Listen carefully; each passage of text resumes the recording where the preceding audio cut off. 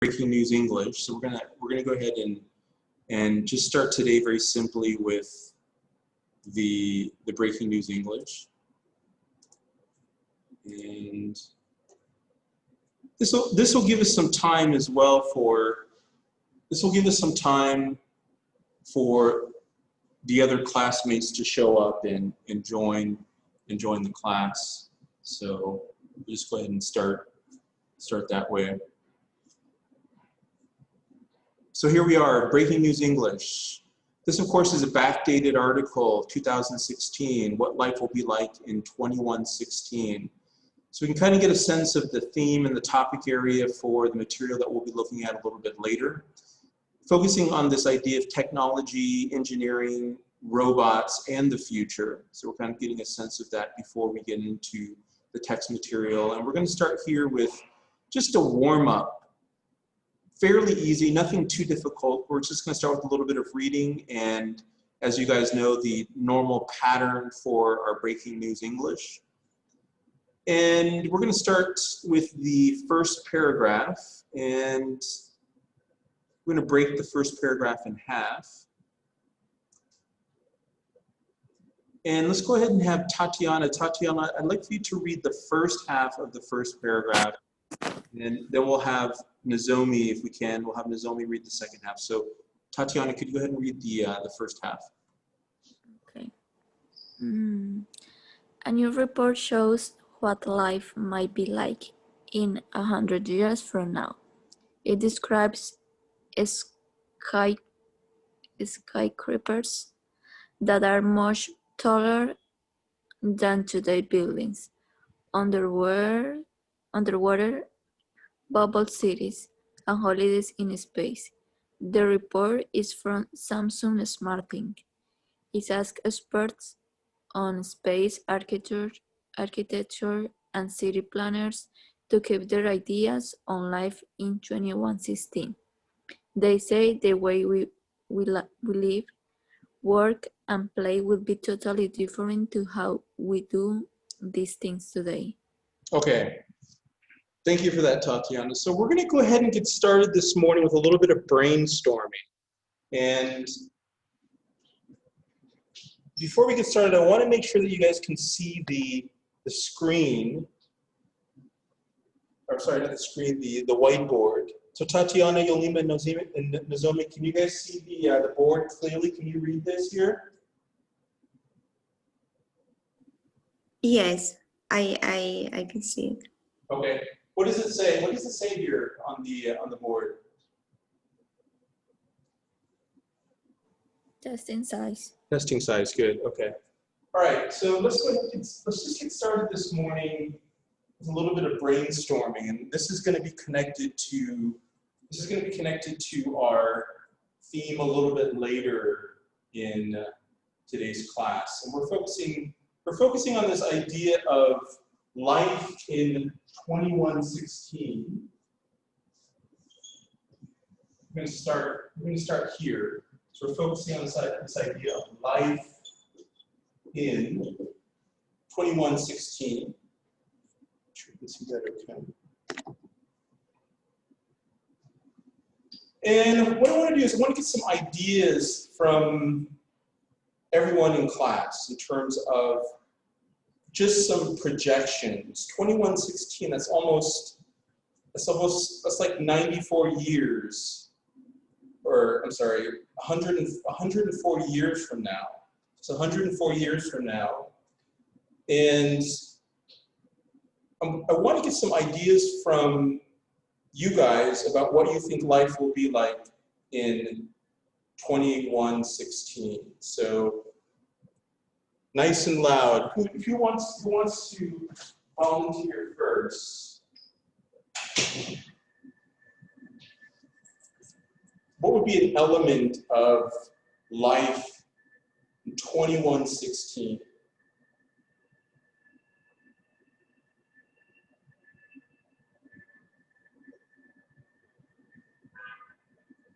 Maybe what we can do is we can start off by compartmentalizing the different areas of life. Like what are the different areas of life? If we think about how we live on a day-to-day basis, what are some of the main components of life?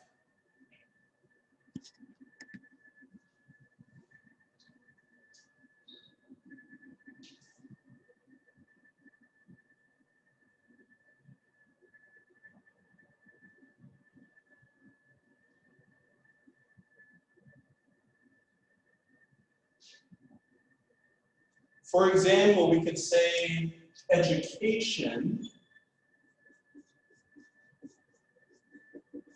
Idea of education, okay? That would be one facet. That would be one facet of daily life, right? What would be another area? What would be another area?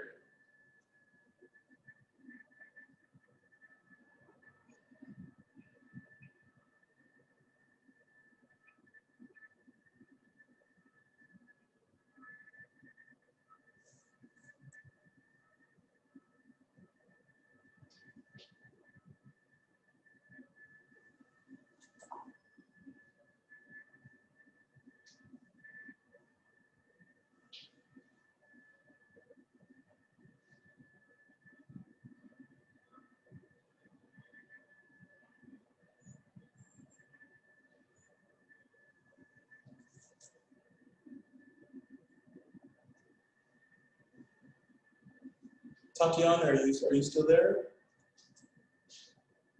Yes, teacher. What do you think, Tatiana, if you think about facets of life? We have education here as an example. What would be another example of a facet of life? Work. One more time? Work. Work, okay, good. So we also have work. Work, education. Yolima, do you have anything to add to that list? Healthy. I think that about healthy, everything will be changed. Okay, health. Health, yeah. Okay, so we focus on health, good. And Nozomi, what about you? What would you want to contribute to a facet of life? What could you say? Like as Yolima, health. Okay, so we have three areas. We have work, health, and education. Okay, so those are kind of three areas that we could focus on. I'm sure there are probably a lot more. I'm sure there's a lot more in terms of other areas of life. But let's start with work. Start with work, and before we'll get back to the article. We'll get back to the article in a little bit. But before we continue to read the article, I just want to kind of get some ideas out here first, and then we'll kind of read through and see what the text says. So we're starting off with work first. Who would like to give us their ideas? What do you think work life would be like in 2116?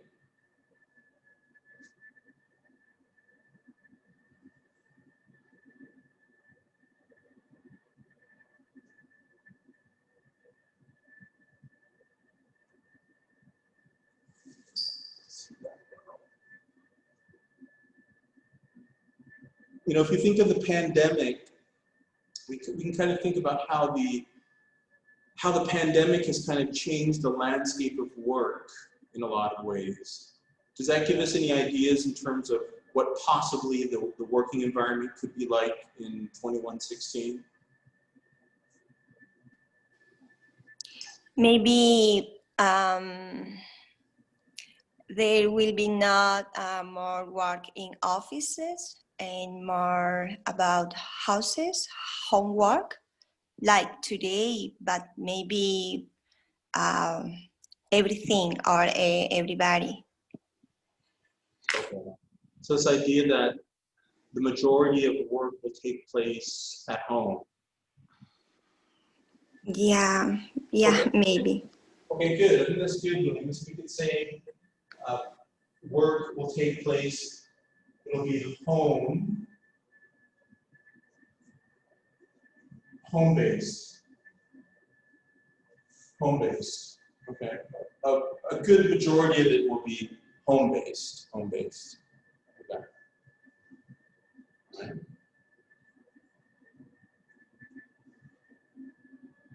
Nozomi or Tatiana, do you guys have anything you want to add to that? Can you think of anything else about the working environment?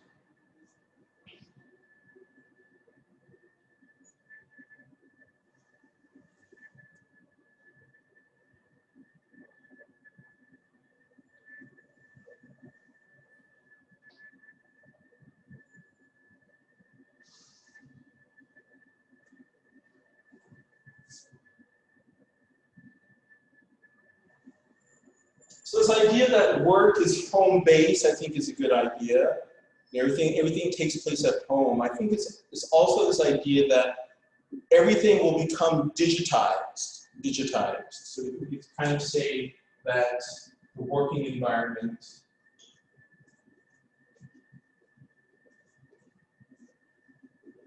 will become digitized. What does that mean? What does that mean the working environment will become digitized? What does that mean?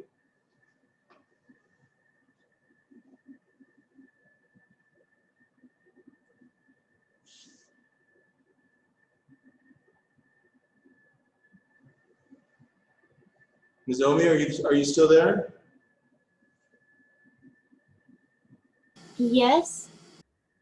What do you think that means? The working environment will become digitized. What does that mean? I have no idea. Okay, that's okay. Let's ask Tatiana. Tatiana, what do you think the working environment becomes digitized?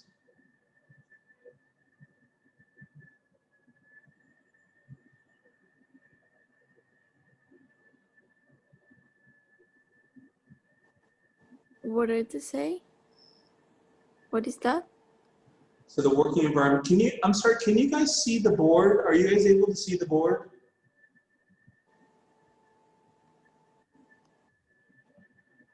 Are you guys, Tatiana, are you able Yeah. to see the board right now?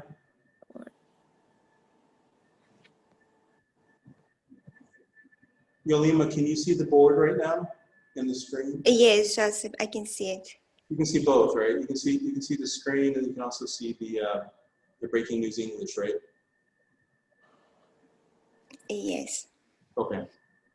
So when we say digitize, we're talking about the conversion of all the data and all the information, all the processes of the job into digital form, into software, into applications, into programs. So everything is operated from a computer, this idea of it being digitized.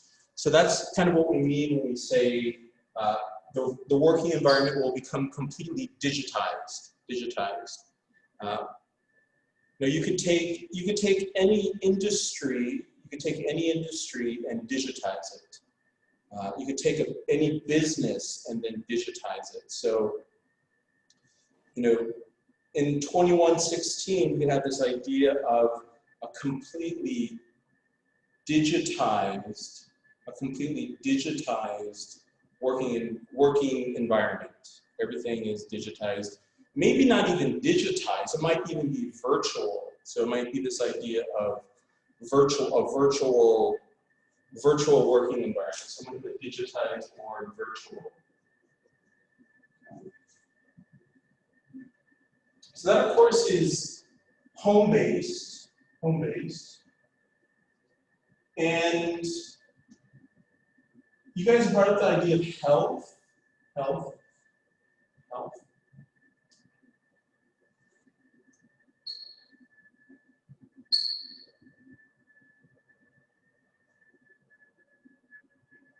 What can we say about health?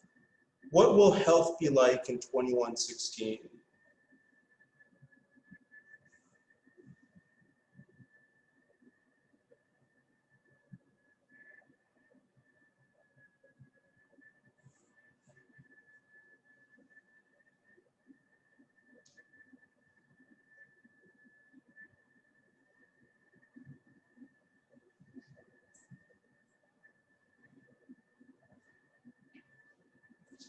do we say about health? Start become like virtual. Okay, so health would also become virtual, right? I think that's a good idea, Tatiana. So the idea that health would also become virtual.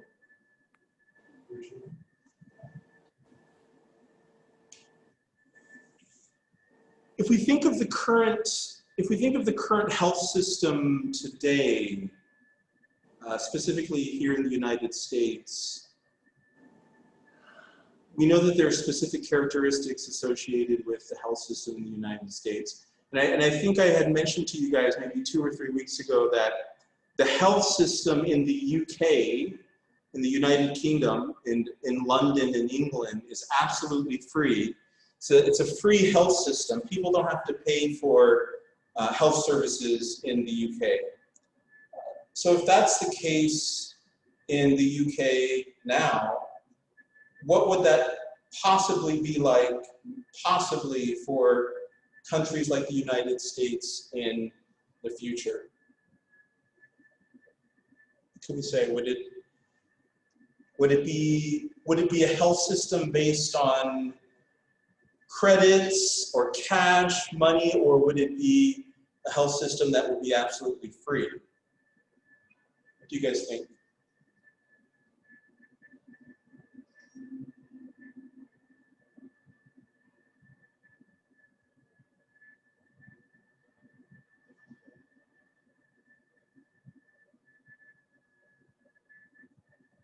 Nozomi, what do you think? Do you think the health system in the future is going to be expensive, or do you think someone somewhere will change it?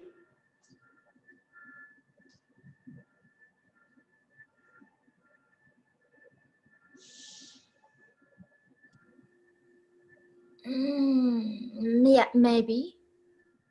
Yeah. What is the health system like, Nozomi, in Japan? Is it very expensive like here in the United States, or is it different? Health Yeah, the health system in Japan. health system. Mm-hmm. You mean insurance or healthcare or? Yeah, like healthcare, health insurance, everything in terms of health. I think in US people is considering more about healthcare than in Japan. Mm-hmm. And but in Japan, everyone has insurance from the government. So I think that's the great thing for Japanese people. Mm-hmm. So with that insurance for the government, what percentage of coverage is that? Like, government will cover what percentage of medical costs? Like 60%, 70%, 80%? It depends on the income for each person, but usually we have to cover 30% of the medical care's payment. Mm-hmm. And for highly income person, what was that? I think it's more, but for the old person, old people, it's usually 10%. But yeah. So Yeah, and the old person, but who is rich has to cover 30%. 30%, I say. Yeah. That sounds like a very efficient and beneficial health system. As you know, here in the United States, if a person doesn't have health insurance, then they're pretty much covered. They're required to cover 100% of the medical costs, and medical costs, just like most developed countries, can be astronomically expensive, very expensive, as I'm sure you're very aware. So that, of course, is this idea of health. You can say this notion of health becoming virtual, maybe surgeries. You know, the surgeries are becoming remote and virtual, so we could say virtual or remote surgery. And we could also say maybe this idea of a free healthcare system, free healthcare.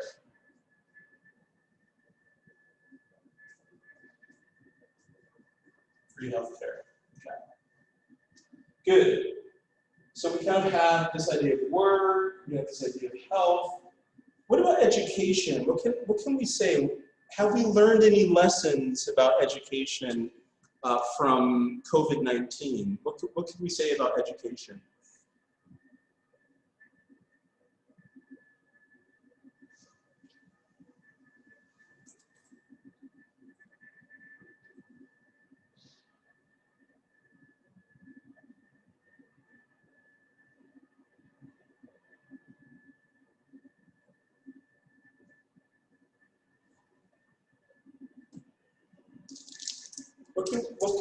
What can we say about what education would be like in 2116?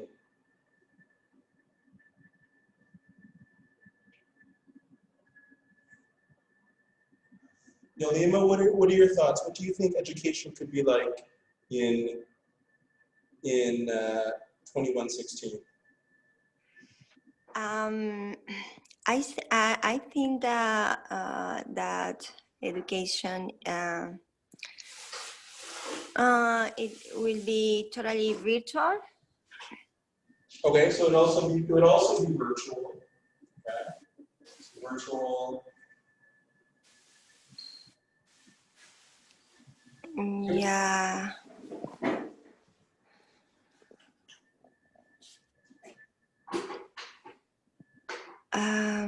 Maybe it will be more education about technology, focus in technology. Okay, good. So like focus more on technology or STEM, focus more on tech. Okay, focus more on tech.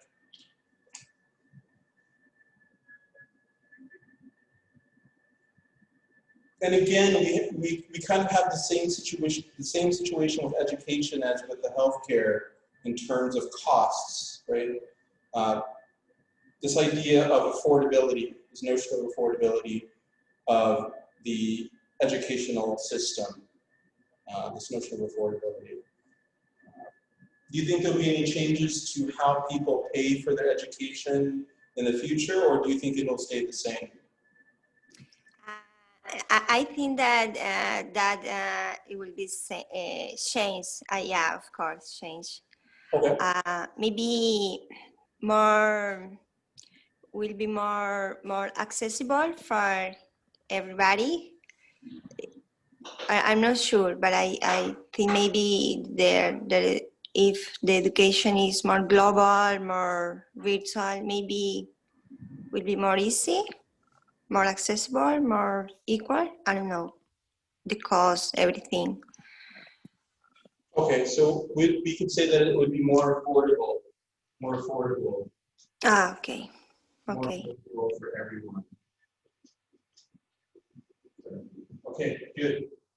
Good. So here we have it. So we have kind of our rough breakdown of life in 2116. And we were kind of focusing on this idea of work, health, education. The notion that work would be home-based,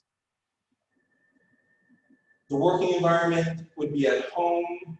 Just to put that home working environment. It could possibly become digitized or virtual. Okay. Of course, just some basic ideas about the idea of a home-based working environment. Okay.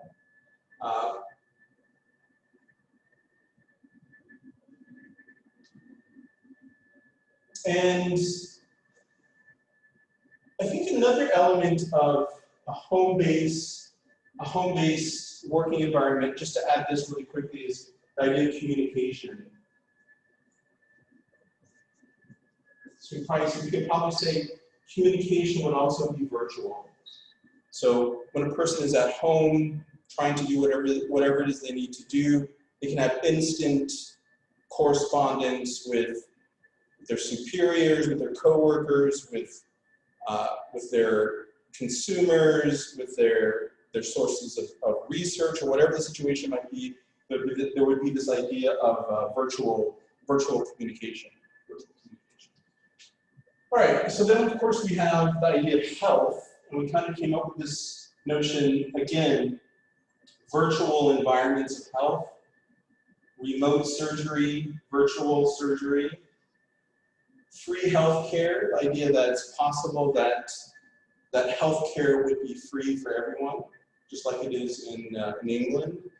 And then of course we focused on education. Again, we were really focusing, really emphasizing this idea of virtual, this notion of virtual. Focusing more on tech, and then of course, affordable for everyone. Okay, so let's go ahead and continue. Let's go ahead and continue with this article. And so this, of course, is a report that shows what life might be like 100 years from now. Skyscrapers are much taller than today's building.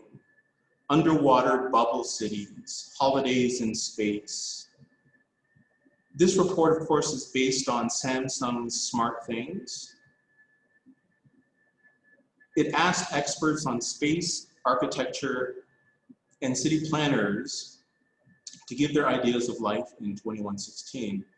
They said the way we live, work, and play will be totally different to how we do these things today. Okay, let's go ahead and have the second half of the paragraph. Was that Nozomi or Yolima for the second half? It's me. Okay. So Nozomi, can you please read the second half? All right. The experts said that 25 years ago, people could not imagine how the internet and smartphones would change our lives. The internet has revolutionized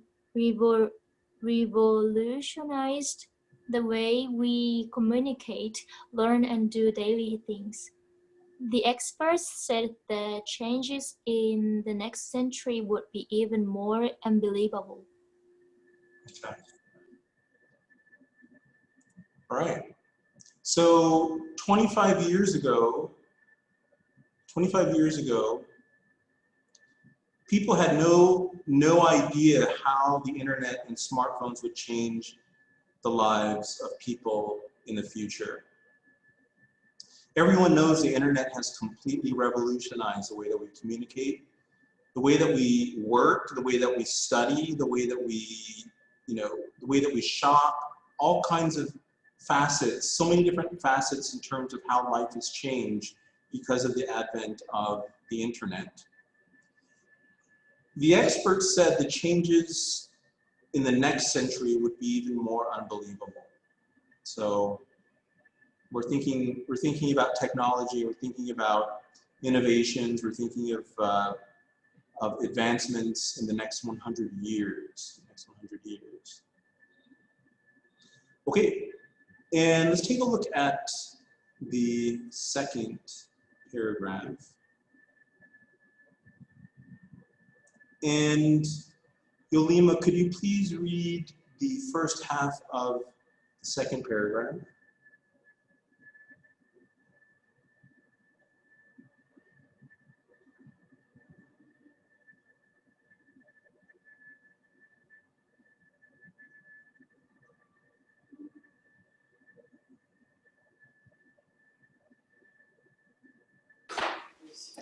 Joseph, I'm sorry. Yeah. So Yolima, we're looking at the second paragraph. We're just wondering if you could read the first half of the second paragraph. Okay. Researchers questioned 2,000 adults about the predictions they thought were most likely to happen in the future. They predicted that in the future, few people will go to an office, but will work from home and have virtual work meetings. People will have advanced 3D printers, okay, printers that will let you download a design for furniture or a food recipe and then print the sofa, table, or pizza at home. Okay, thank you for that, Yulima. So researchers questioned 2,000 adults about the predictions they thought were most likely to happen in the future. They predicted that in the future, few people will go to an office, as we kind of predicted, as you predicted, Yulima.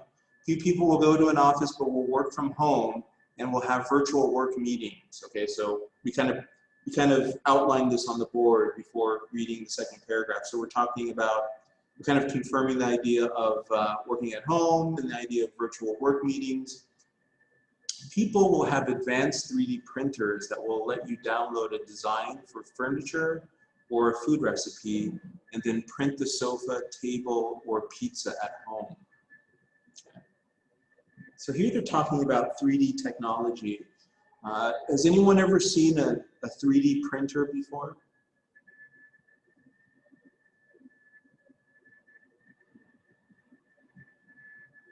So here they're saying, who's that? Tatiana. Oh, Tatiana. Tatiana, you've seen a 3D printer, right? Yeah, What did you see it print? on my university. Okay.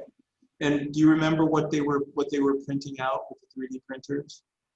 I don't remember, but I know that is this takes some days or many hours to finish something. Okay.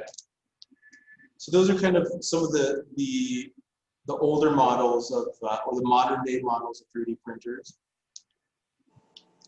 Takes a little bit of time to print out something. Typically it's some form of plastic. But here in the second paragraph, they're kind of alluding to 3D printers that can print furniture or food recipes. You can actually print food, which is kind of an interesting thing. And if we take a look at the second half of the second paragraph, it says, there will also be less need for visits to the doctor. We will all have a home health capsule that will tell us what the problem is and give us treatment. We will also be going into space for holidays and to get resources that we have used up on Earth. The prediction that was missing was whether people would still need to study English. So you guys predicted this in our little exercise.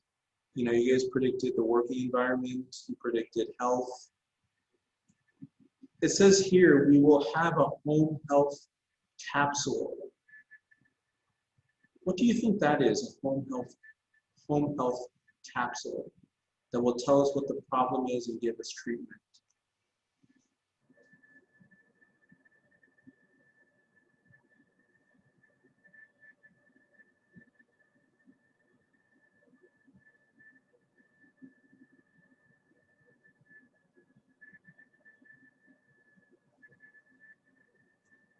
So maybe it's like some sort of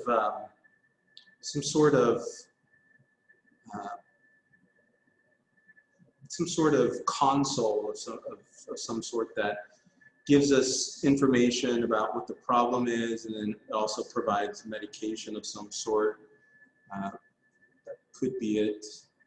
It also says we could be going into space for holidays. I think people like Richard Branson and Elon Musk are currently working on technologies for this, space travel. A prediction that was, it says here at the end, a prediction that was missing was whether people would still need to study English. So that's an interesting thought.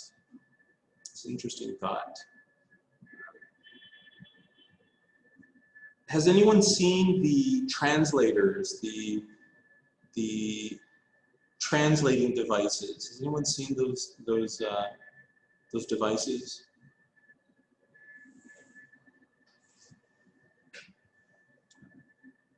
So I'm not sure if you guys have seen the videos of these translating devices. So basically, it's a device where you can speak a language into it, and then it will translate for you. If you're in a different country, you'll say the phrase in your native language, and then it will translate for you, so the people around you will understand your meaning. But this, of course, is in competition to this idea of an international language, the idea of an international language. And who knows, maybe the international language might change in the future. Maybe not. Okay. All right, so let's take a look at the true false.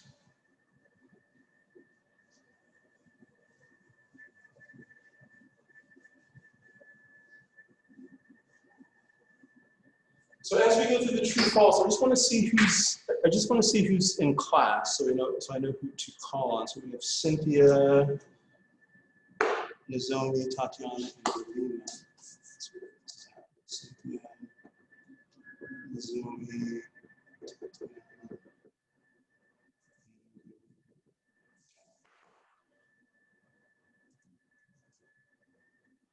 Okay, so this is what we're going to do. We're just going to read through the true and false, and I'm going to put the article up so you guys can refer to it.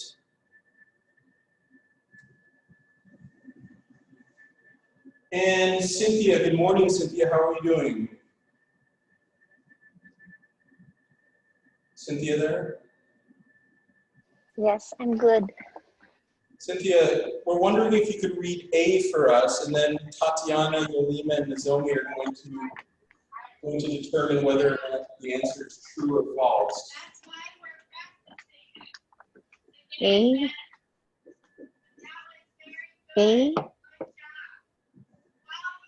For the true or false? Yeah, let's take a look at A. Yeah, A. Should I call somebody? Yeah, if you could read it first, and then let's call on someone after we read it. Okay.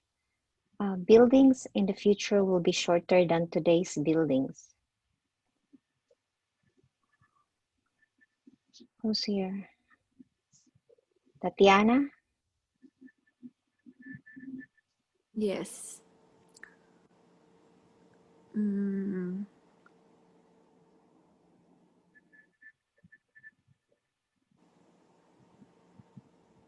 I think it's false. Yeah, that's correct. That's correct, Tatiana. It's false. It actually said, what did it say about buildings in the future? What did the article say about buildings in the future? They are much taller than today. Yeah. So we know that they're assuming that skyscrapers are going to be extremely tall in the future. So we know that A, of course, would be false. Okay. Tatiana, could you please read B, and then I'd like you to call on someone to answer. Okay. Expert says people will be living in underwater cities. Yolima? Yes. Expert says people will be living in underwater cities. I think that is true. Yeah. The article said that underwater will be cities. Yeah.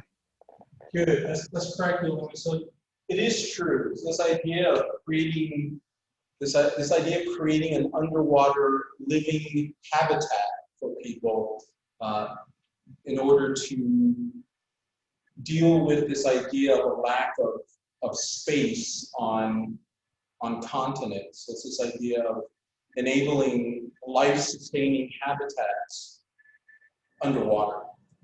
So that is true. That is true. Okay, great. Yolima, would you please read C to someone in the class? Okay. Let's see. Cynthia?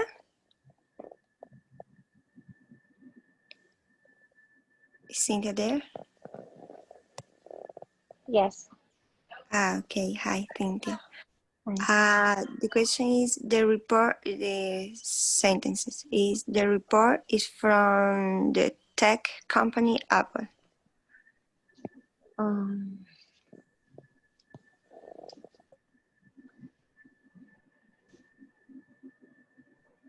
True.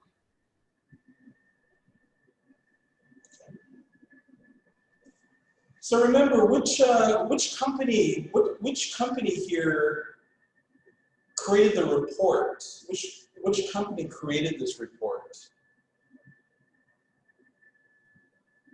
Samsung SmartThings. Yeah, so Samsung, right? So Yeah. C of course is the report is from the tech company Apple. It's false. Yeah. So C of course would be false. False. Good. And Cynthia, could you please read D to someone in the class? Experts say the changes to come by 2116 will be unbelievable. Who's in the class? So we have Cynthia, Nozomi, Tatiana, and Yoko. Tatiana? Yes. Which one? D. Experts say the changes to come by 2116 will be unbelievable. Okay.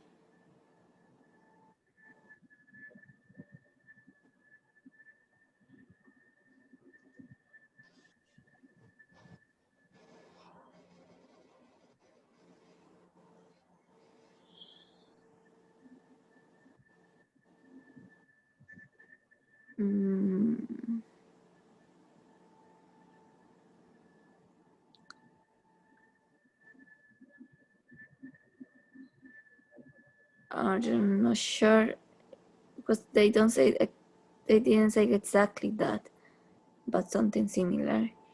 Yeah, let's take a look at the article.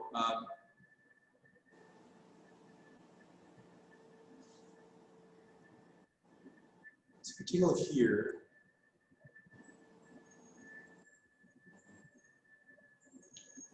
The experts said that 25 years ago, people could not imagine how the internet and smartphones would change our lives.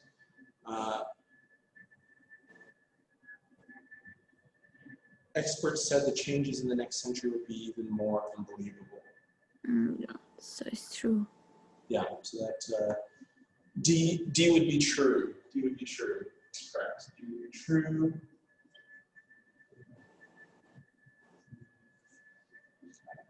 Okay, Tatiana, could you please read E? Researchers asked 20,000 people about the future. Nozomi? Yes.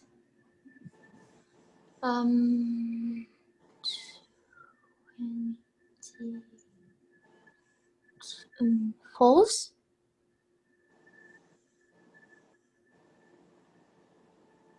Yes, false. That is false. So we're taking a look at E, and E says researchers asked 20,000 people about the future. We know that the number is not 20,000.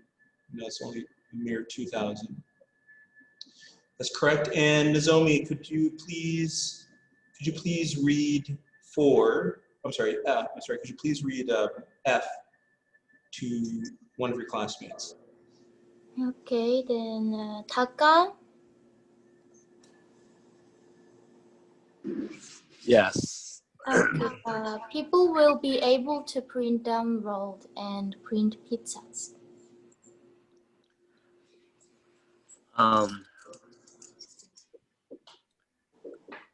don't. I'm just seeing like a minute ago, and I didn't. Excuse me. I didn't, read the whole article. I to be honest, I have no idea what's the story about. Okay, so let's help talk Takashi out, you guys. So we know that we talked about 3D printers, and they mentioned, Takashi, in the future that with 3D printing technology, we'd be able to print. We'd be able to print furniture, and we'd be able to print food. And if we take a look specifically in the middle of the second paragraph, we can kind of see that information.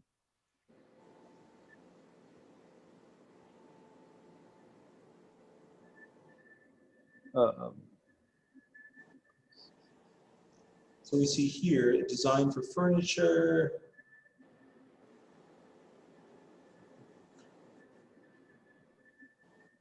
Oh yeah.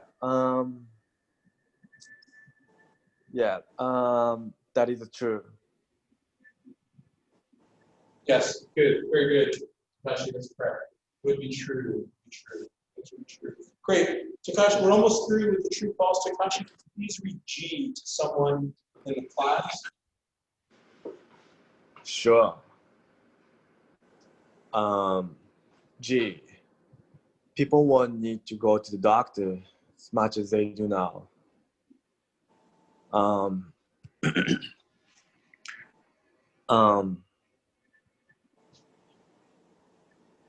I don't know who's in now, in the class. Yeah, let me. So we have Tatiana, Cynthia, Nozomi, and Yolima.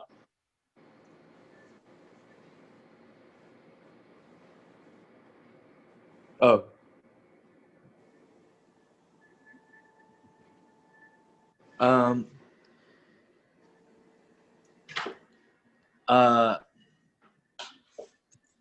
Tatiana. Yes. Okay. Which one? We're on G now. Could you give us a like answer, true or false on G? Okay.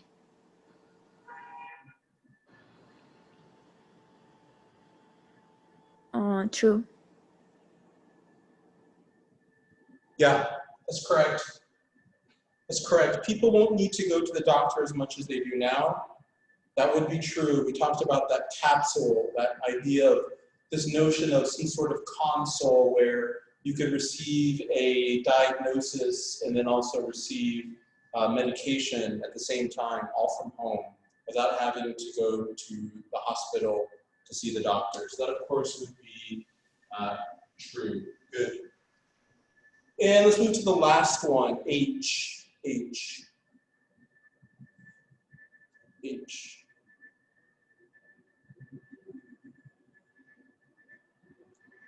So I'll just read H. It says, people predicted that we will still need to study English.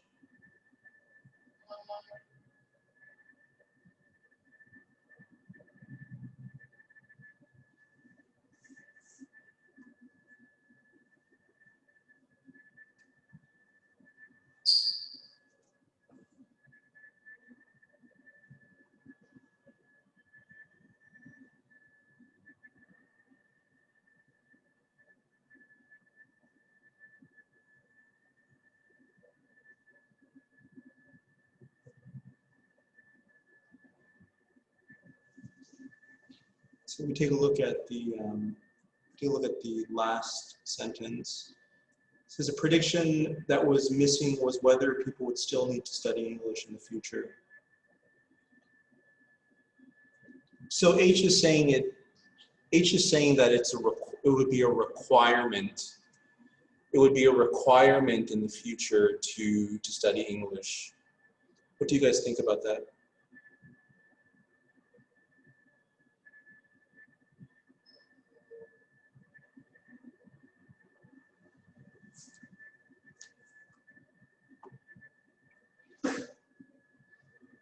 So there really was no information. There was no information,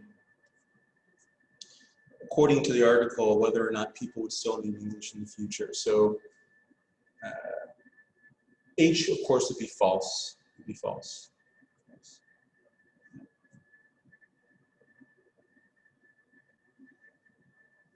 Okay.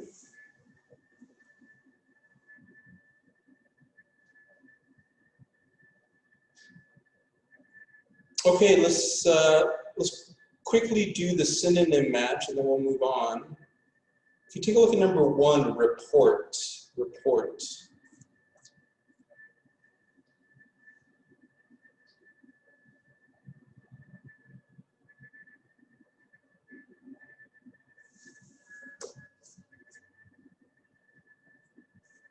Anybody for number 1, report?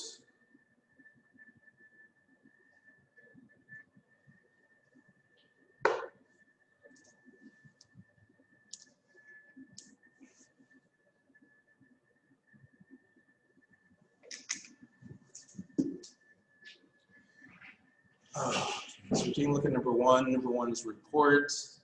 So if I were to choose for number 1, I would say e-study. Number 1, report, e-study. What about number 2, experts? Anybody? Specialist. Yes, that's correct, Tulimi specialists. And if you take a look at number 3, totally. Completely. Very good, completely, that's correct. Number 4, revolutionized. And futuristic. If we think of something that's revolutionized, Or transformer. transformed, that's correct. So revolutionized would be transformed. Number 5, unbelievable, unbelievable.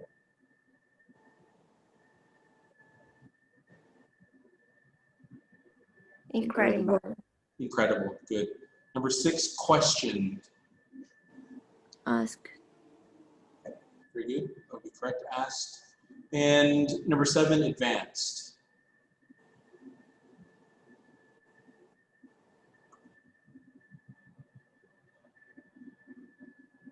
Futuristic. Futuristic, that's correct. Number 8, design.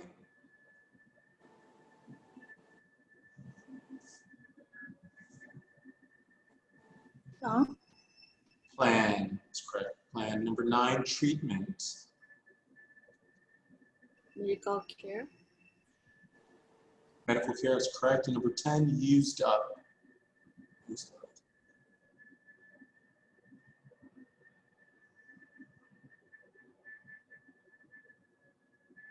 Ish. Finished, yeah. Okay, now you guys are probably wondering why are we studying what life will be like in 2116? Well, this is a springboard into the new material that we'll be looking at. This is a springboard into the new material that we'll be looking at a little bit later.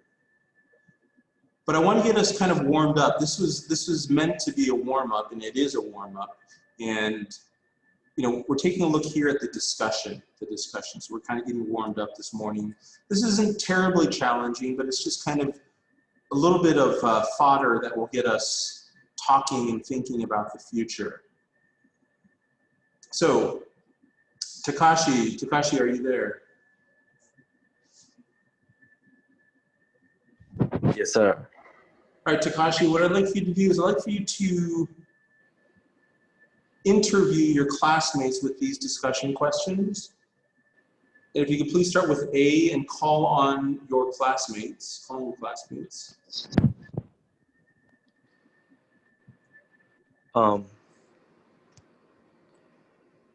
Sure. Here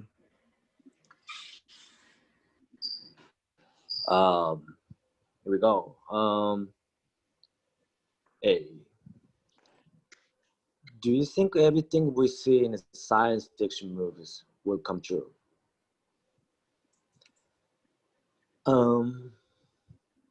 The zombie I hear.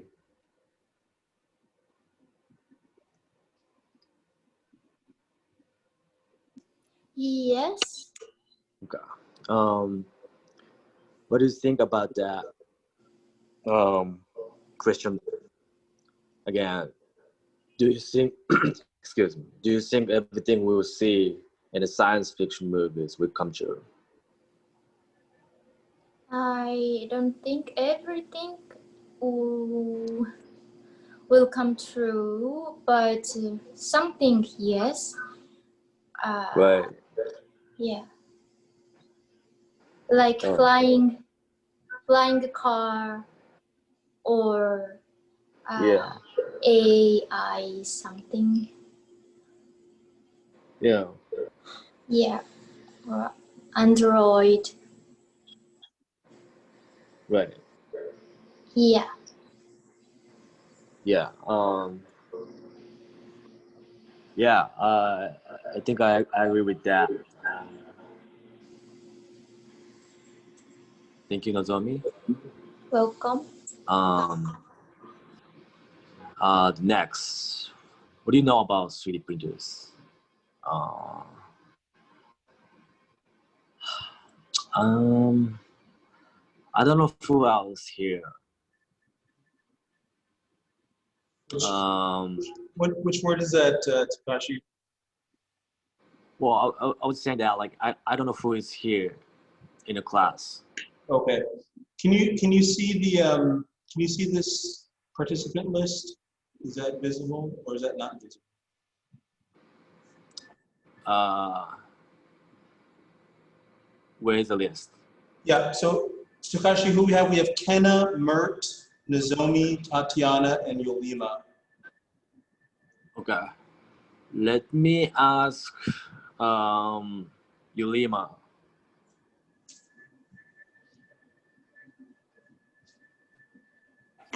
Yes. Okay. Um, um, so we on a B. What do you know about 3D printers?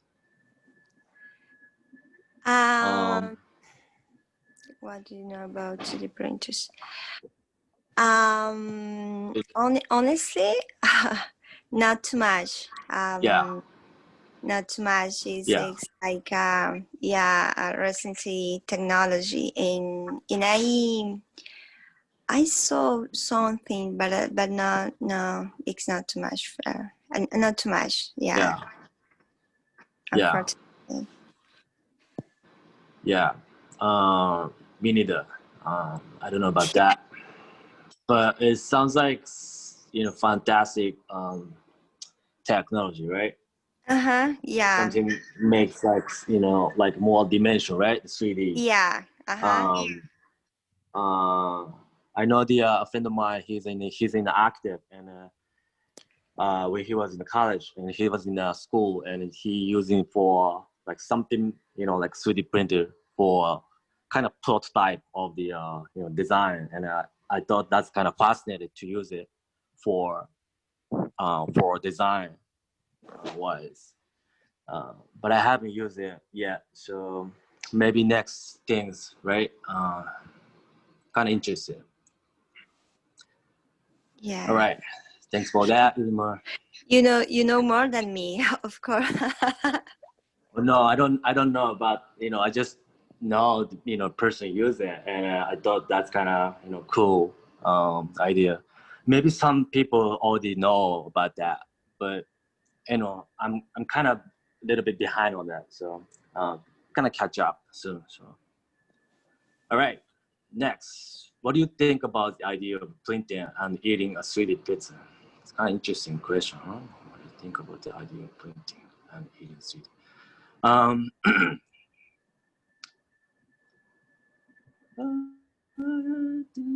uh, again, I don't see any box here.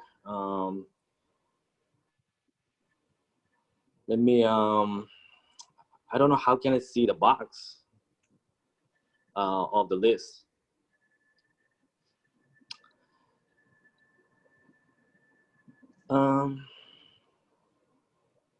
Okay, so Cynthia joined, right? Cynthia, are you here? Yeah, yes. Okay. So we want to see, what do you think about the idea of printing and eating a sweet pizza?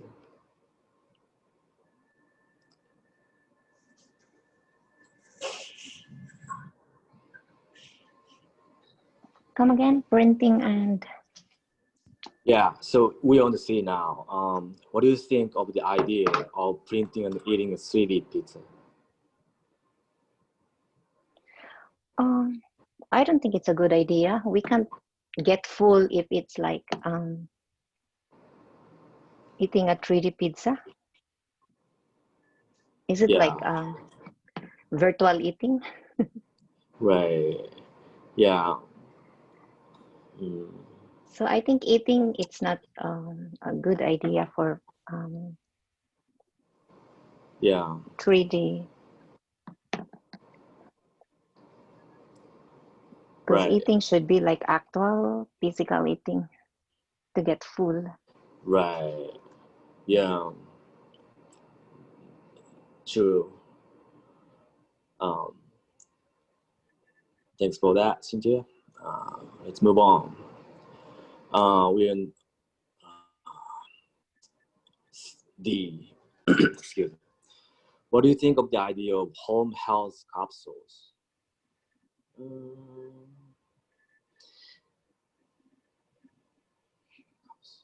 capsules.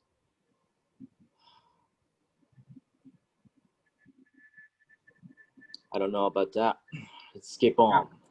Well, the idea of a capsule, the idea of a capsule is this idea of like some sort of console or some sort of conduit that provides medical information as well as medication. I think that's kind of this idea of a home health capsule. Or Okay. it's either this or it's like some area in the house where a person can kind of walk into, sit down, and then they would get a medical consultation from a doctor, and then they would also receive medication delivered to their home.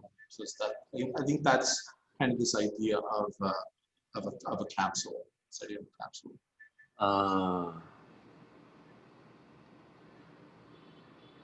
Okay. Yeah, that's. Does anybody like some? Um, does anybody have some idea of this? The home health capsules. What do you think about that? I think that's a great idea. If everybody has it, right? And then people get energy when you're in capsules.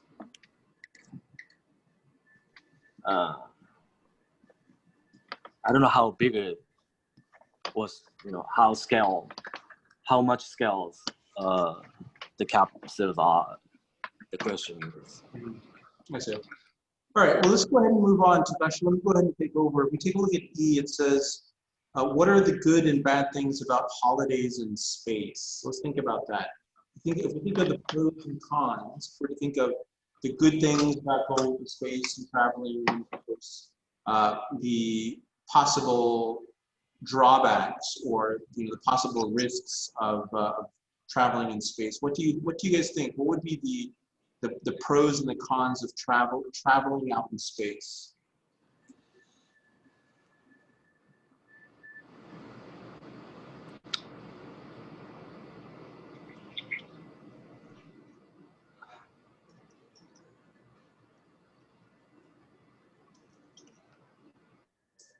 The pros is you'll be able to travel a new you will experience something new. The cons is since it's a vacation, you can't relax because it's different and you always think of like how safe it is.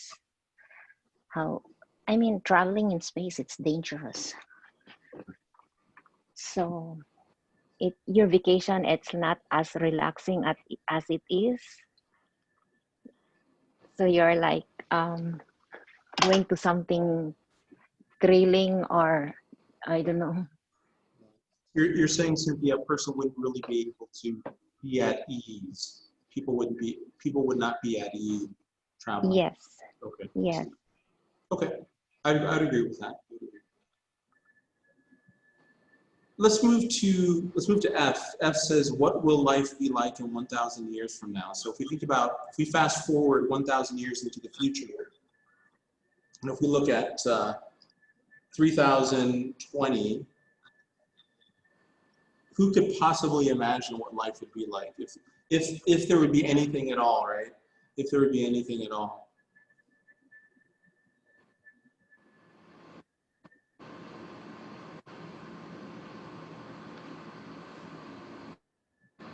Anybody on that?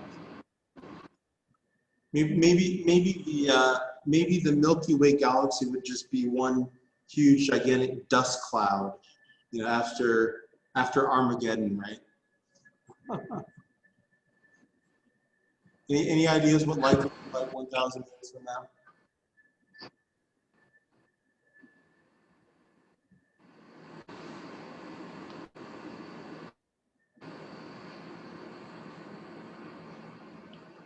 It's also possible that if we think of space exploration, the idea of colonization of other galaxies in 1,000 years. So the Andromeda galaxy or other galaxies nearby, it's possible that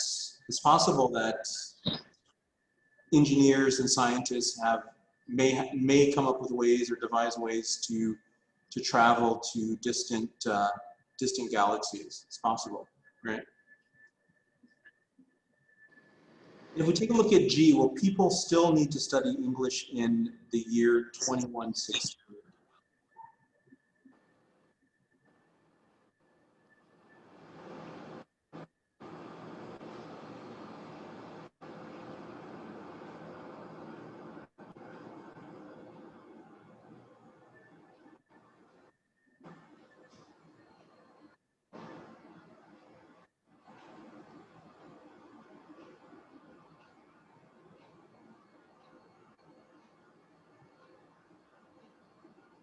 So, I think we could probably speculate that that there would be technology created in which the conversion of one's native language to other languages would be very possible with innovative technologies. This idea that you can literally speak and the technology would convert your language to any language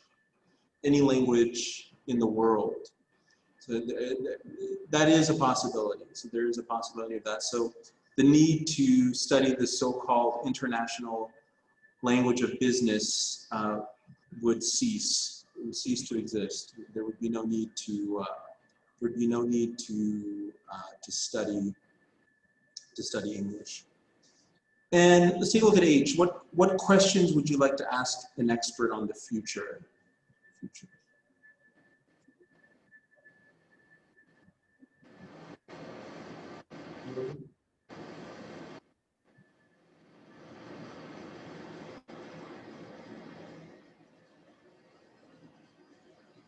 Okay. Mert, good morning, Mert. Are you there? Good morning, sir. How are you? Good, good. Mert, we're taking a look at question H. What questions would you like to ask an expert on the future? What question would you ask them? What question would you ask an expert on future? Is there any expert about the future? I mean, yeah, maybe I could ask them about the daily life. What's gonna be, after when we come to the 2000s, we had a lot of electric gadgets like smartphones, and I think it's totally changed our life. So I would like to ask them a question about the daily life, maybe the social attractions, or how they call it, how we can call it. Kind of kind of the standard, you're talking about the standard technology that people would use? Yeah. Yeah. I think that's a good question. I mean, you know, based on the article that we read, I think it mentioned something to the effect that, you know, 30 years ago, people had no idea, had no idea about the modern day technologies of the internet or smartphone technology. So I think that is a good question to think about. Okay, well, you know, in 104 years from now, what is going to be the prevailing technology? Like, what is going to be the dominant technology that everyone's going to use and change life? It's a good question to ask. Okay, all right, guys, we're gonna go ahead and take our first break. When we come back from the break, we're gonna start to get into the new content, the new material, and it'll be clear why we started the class this way once we get into the new material. So let's go ahead and break. We're gonna go ahead and take our first break, and then we'll continue after the break.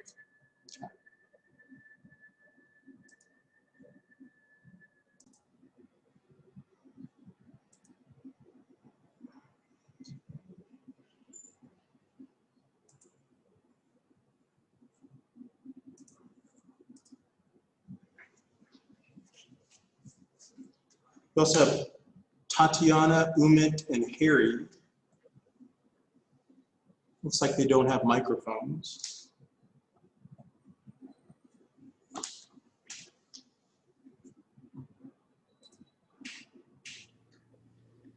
Yes.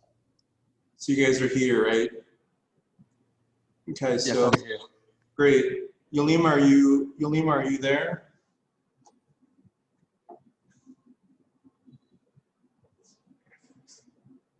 Yes, Joseph, I'm here. Okay. Takashi, Yulima, Tatiana, are you there? Yes, teacher, I'm here. Okay, then we have Umit and Harry. All right, guys, let's go ahead and get started on chapter 1. And notice here we're talking about engineering life. Engineering life.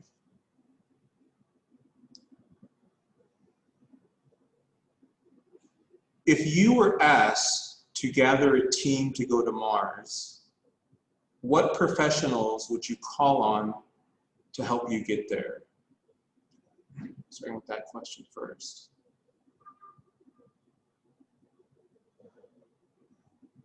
Your answer would likely include an engineer. Many people think of engineers as people who work with big machines.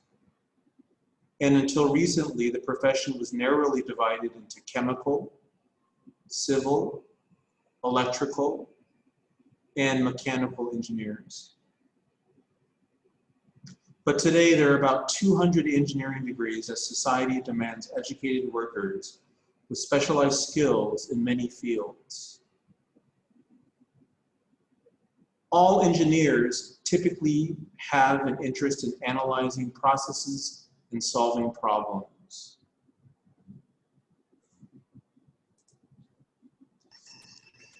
So we're going to start with this first question. We're going to start with this first question here at the bottom of the paragraph.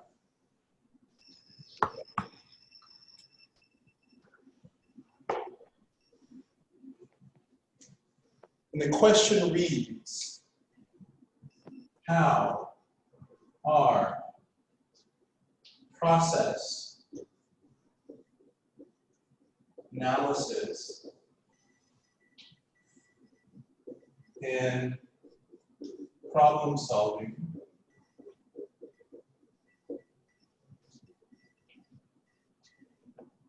part of your education and career interests?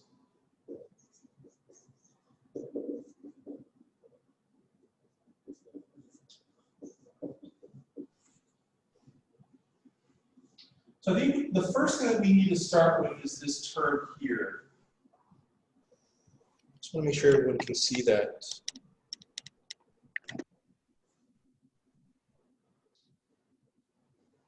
Process analysis. Process analysis.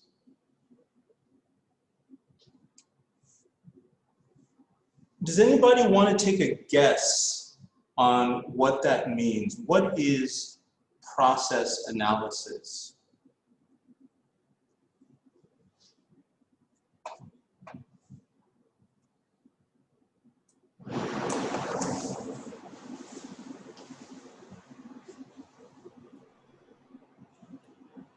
What is process analysis? So basically what we can do is we can take the word process, we take the word analysis. When we think of a process, we're talking about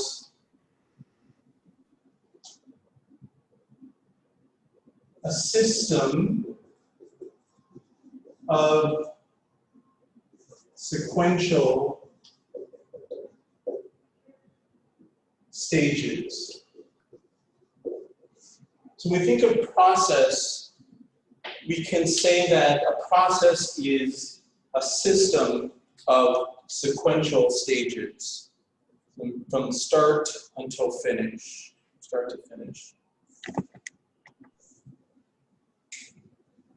And we think of analysis, we focus on the term of analysis. We can focus on this idea of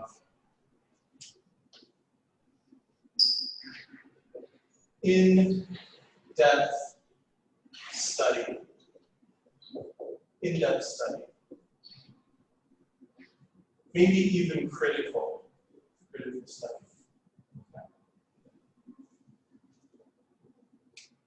So with this term, process analysis, we're talking about a system of sequential stages and in-depth study. So it's this idea of an in-depth study of a system of sequential stages. It's kind of this idea of process analysis. Process analysis.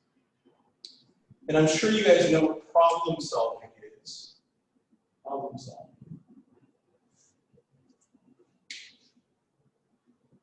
You know that problem solving, of course, is a active or inactive approach to solving a problem, being able to solve a problem.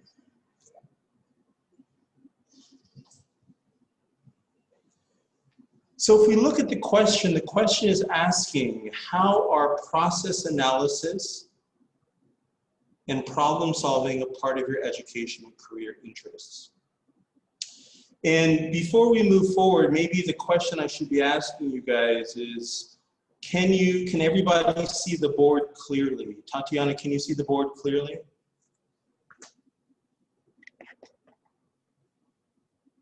Yes, teacher. Okay, so everybody can see the board clearly.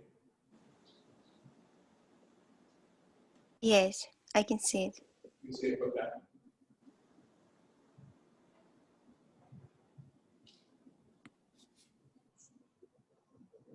So we're thinking of this idea of process analysis and problem solving, and we're applying it to our education or our career interests.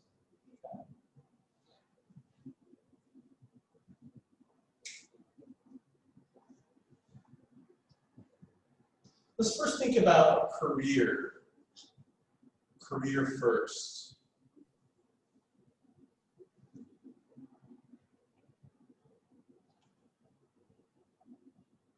In what situations would we use a process to understand our job? I guess that's probably the question that we can start with. How would we use a process to understand how we are able to carry out our duties or responsibilities?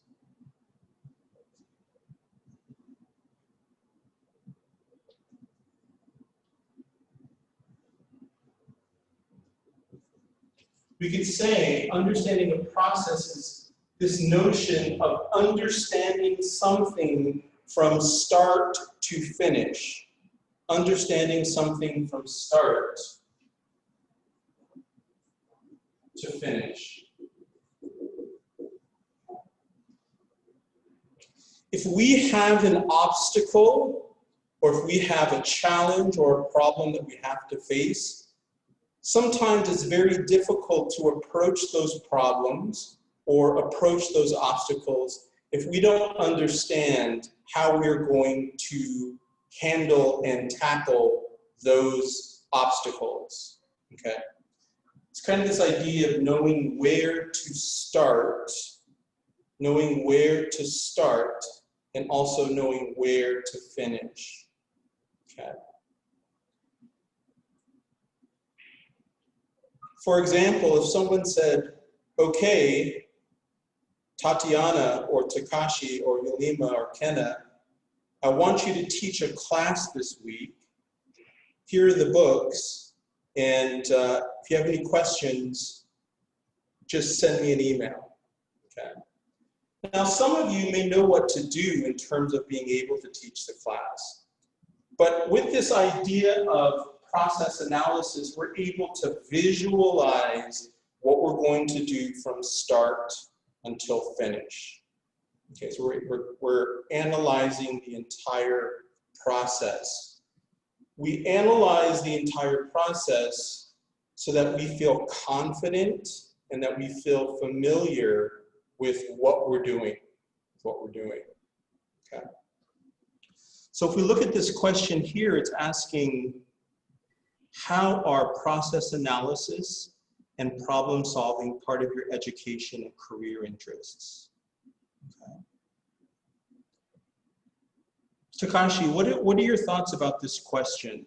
If we think of process analysis and we take into consider either education or our careers, what are your thoughts about this? What do you think about process analysis, problem solving, and your education and your career interests?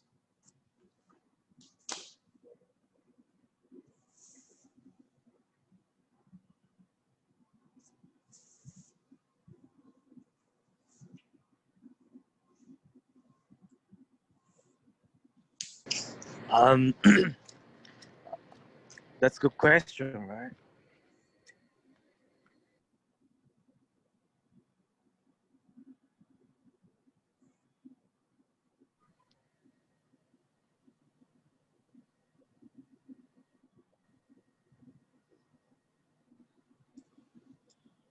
You know, we have this term, the term off the cuff.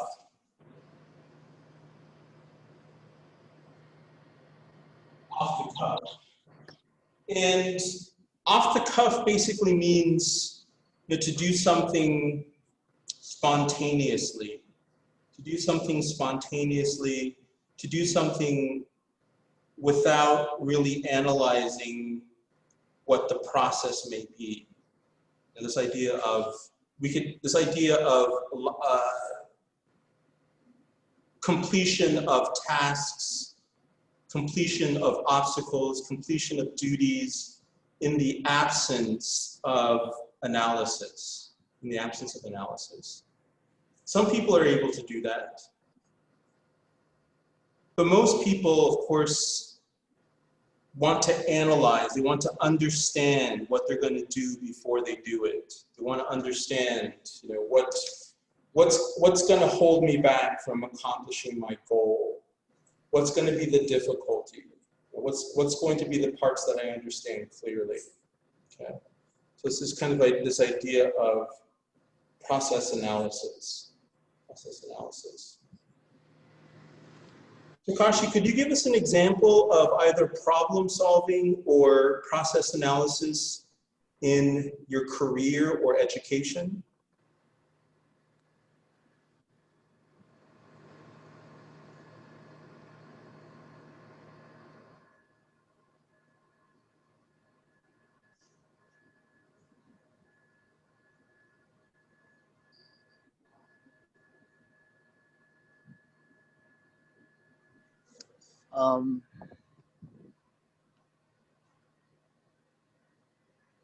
Can you give me some, like, I think I grab almost like, you know, the idea, but I can't grab it in my mind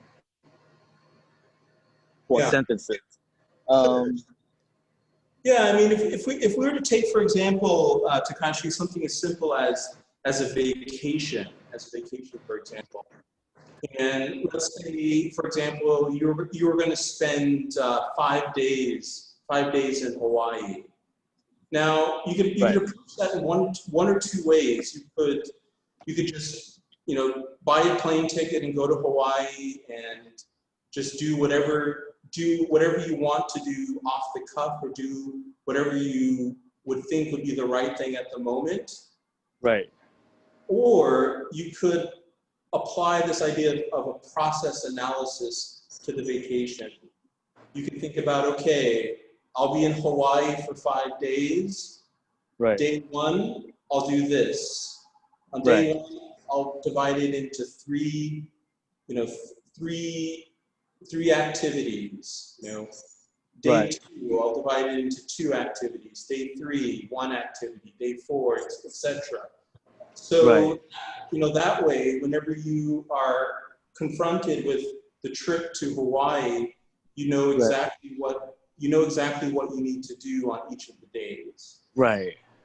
So my question is, are you the type of person who's kind of more off the cuff, or has there been situations where you've actually analyzed the process before doing it? Well, you know, it definitely need to, you know, make a plan first, right? What's the first, you know, stop, and what's the goal? So making the setting goal is the first task. You know, what you're gonna be, what you want to be, or, you know, what do you need to be. And then after the setting the goal, you have to make the, you know, tips, right?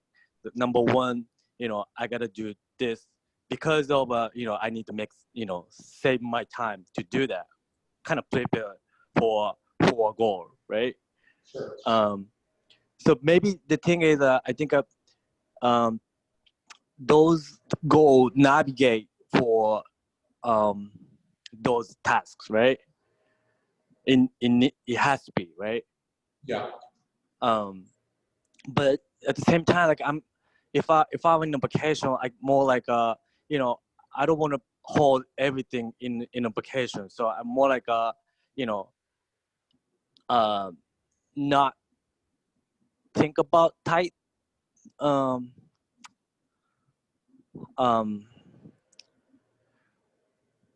more like a kind of free idea. Yeah, I see what you're saying, Takashi. So you're saying kind of this idea to have the goal in mind, having the goal in mind Right.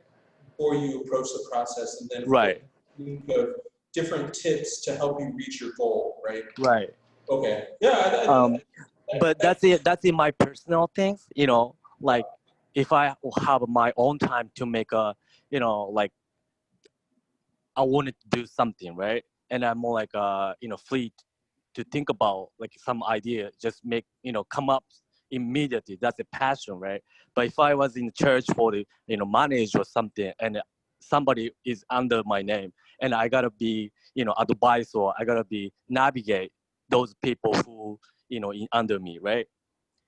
So that sometimes you gotta be, you know, like more organized person, I think. Okay, it's more organized. Yeah. Okay. Okay, great. And then you won't miss the goal. Yeah, I agree. I definitely agree with that. I think that's a very interesting approach, and I think that in a lot of ways could be an approach that a lot of people implement in terms of being able to carry through with the process. Right. Right. Okay. Right. Good. Okay. Thanks for that, Takashi. Let's call on someone else. Kenna, good morning. Are you there? Do you have a microphone? Morning. Kenna, do you ever plan things in your life? Do you ever plan things? And do you ever, as you're making plans, do you ever kind of study and try to understand your plan? Well, my former plan was learning drums in New York, which is can't have experience in Japan because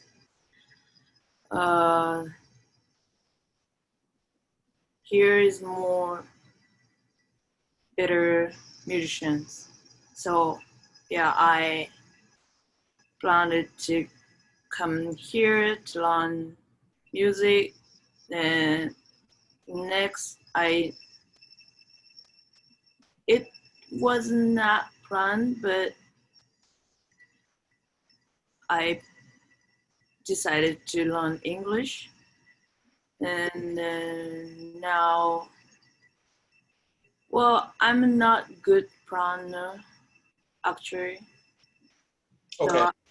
So So you kind of do things off the cuff a little bit. You're more spontaneous whenever you're trying to do something. You're a little more kind of whatever suits the situation. Is that kind of what you mean, yeah, Jenna?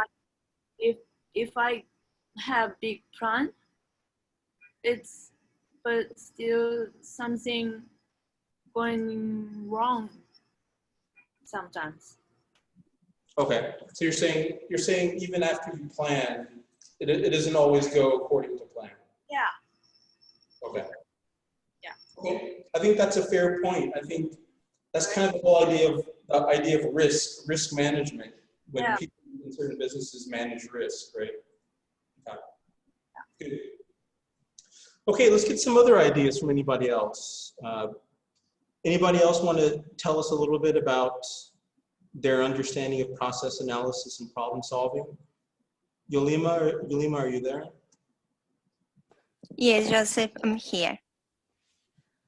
Yeah, Yulima, what are your thoughts in terms of the things that you do in your life? Is it something that you kind of plan in terms of understanding and studying the steps, or is it a situation where you kind of just do things at will? When I was young, yeah, it was more. I think it was more easy for me to plan some things, but now I don't have too much plans or organize some different things in my life. But I understand that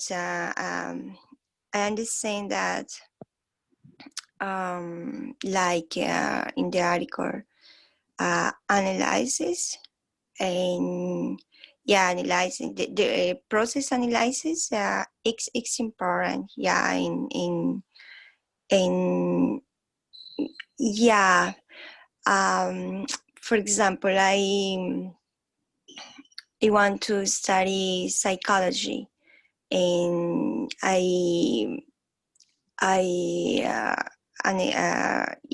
analyze for a long time. In analyzing, I conclude that is the best for me. Yeah, but it takes I don't have too much analyze different things in my life. Yeah.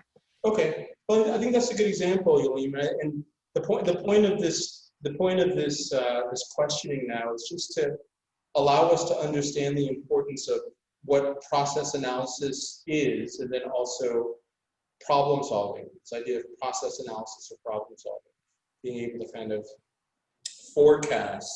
being able to forecast events, try to forecast events, and try to minimize risk, minimize things going wrong, try to make sure that we're able to achieve our goal as we would like to.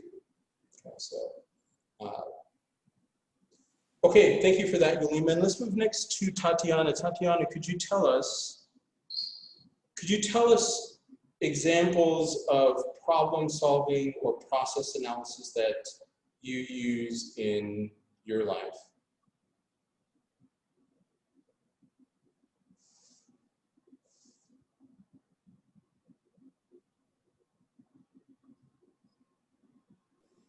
Mm,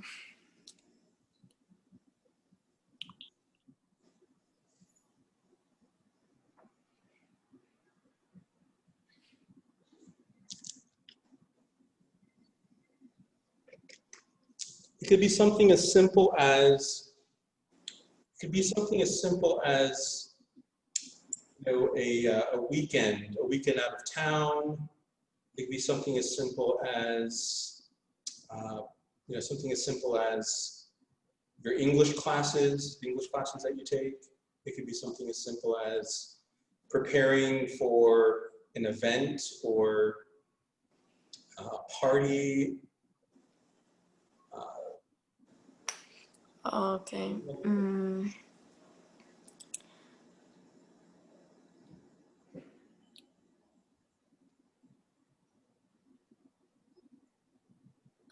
I don't know how to explain.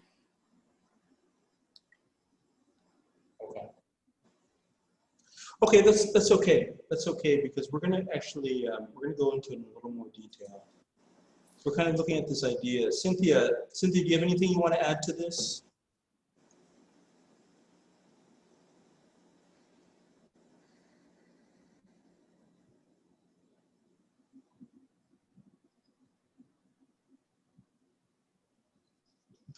Like problem solving?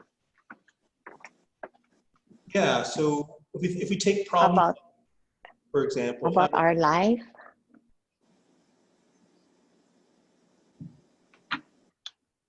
How do you apply that to your life, Cynthia? Yeah, right now I'm just like, I'm just a little worried. At the same time, we're preparing like how to survive here in the US. Mm-hmm. And aside from my sisters helping me, then I have to also do something that could help myself and to them in the future. So one of the things that might help or solve about these worries on how to survive here is to like study first, prepare myself to like get a degree, to prepare myself to get to land a job in the future, like preparing to study nursing so I can be a nurse in the future. That's the problem solving that I am facing now. Okay, great. So as long as we're able to conceptualize and take our life and look at it in a way in which we can identify goals, identify problems, and ways to maximize our ability to achieve our goals, that really is process analysis. And it's also this idea of problem solving. That's what we're going to look at in this first chapter as we kind of go through this new material. We can see the context that they're using. They're actually talking about a trip to Mars, and what professionals would you call on to get you there? Okay, so this is kind of a very large scale endeavor using process analysis or problem solving to get a team or a group of professionals to another planet. Okay.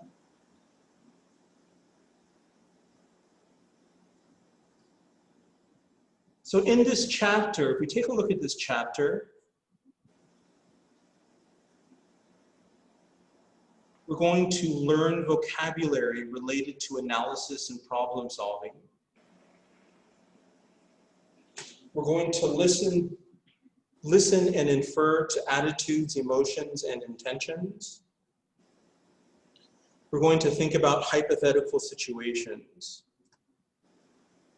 We're going to talk about possibilities with conditional tenses. We're going to learn about note-taking. We're going to learn how to give presentations. and present and discuss a hypothetical situation about the automation of a career. So those are the goals. Those are the goals of the unit. And I want to make sure that we have a clear idea of these goals before we proceed in the week. We've already gone into depth about process analysis and problem solving. So that's kind of the first area that we're going to be looking at. Listen to infer attitudes, emotions, and intentions. Remember, when we are inferring, we are drawing conclusions without all of the available information. Okay, without all the available information. We're also going to think about hypothetical situations, talk about possibilities with conditional tenses. We'll revisit, this is the grammatical point of the unit.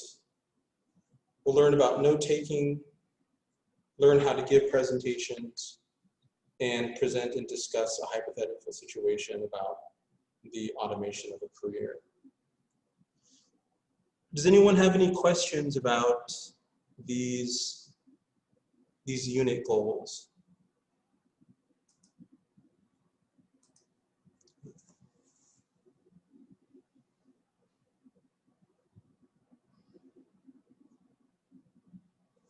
Okay.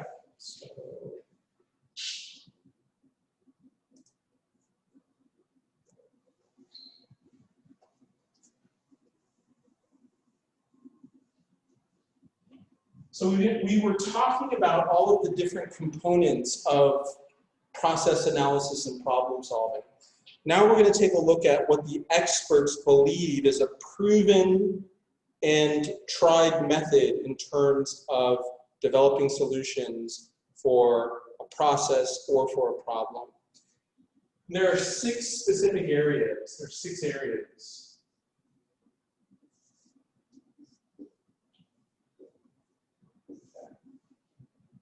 Could someone read to me the first stage? Joseph, I'm sorry, I have a question. What is getting up? I don't remember, I don't know that.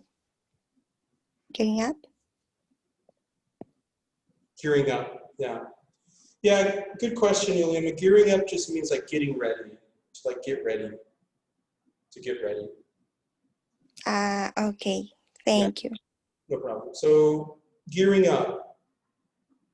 Part A says designing products, ideas, and solutions is a common process. Look at the flow chart and answer the questions. Okay, so let's take a look at this flow chart on how to analyze a process or how to solve a problem. So we're going to take a look at this first. Can someone read to me the first, what is the first step? What is the first step?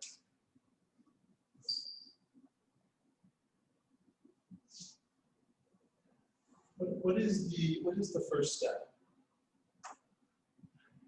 Anybody?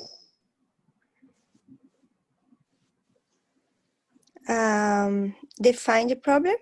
Okay, good. Thank you, Dylan. So the first step is define the problem. Define the problem. Okay, good.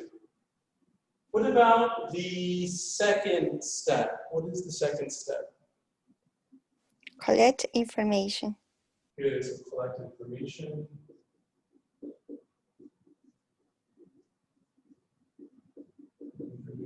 Good.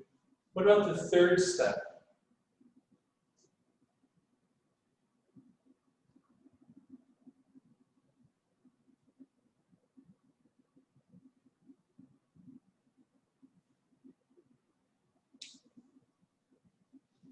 Present your ideas.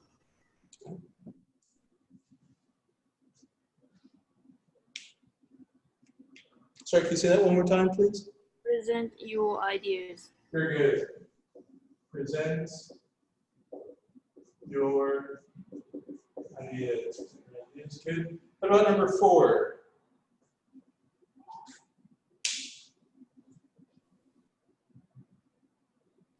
Improve on your design. Very good. So improve on done. Okay, improving your design.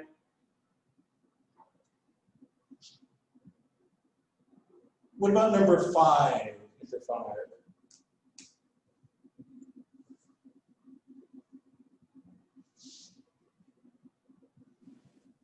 Brainstorm and analyze it.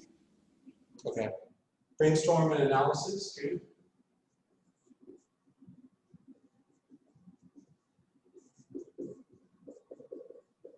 Brainstorm and analysis. And what is the last step?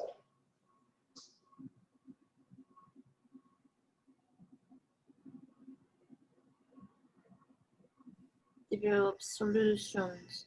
Good. Develop a solution.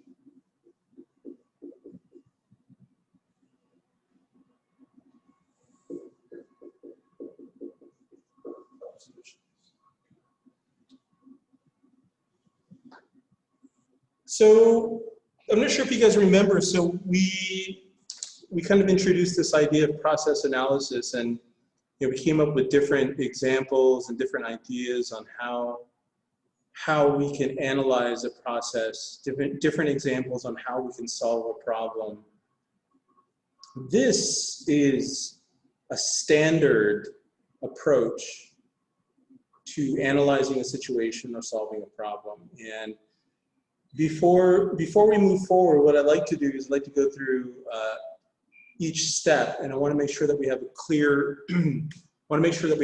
idea about each step. So I want to make sure we have a clear idea. So let's take a look at the first one.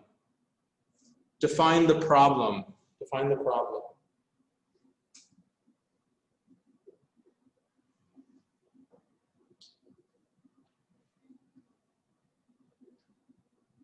Why is this important?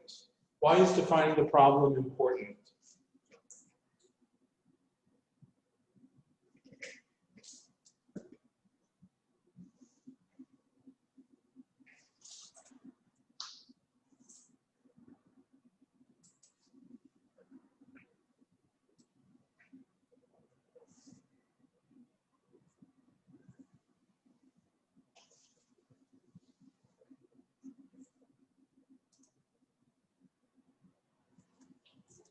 Anybody? Why is it important at the beginning to define the problem? Why is that important?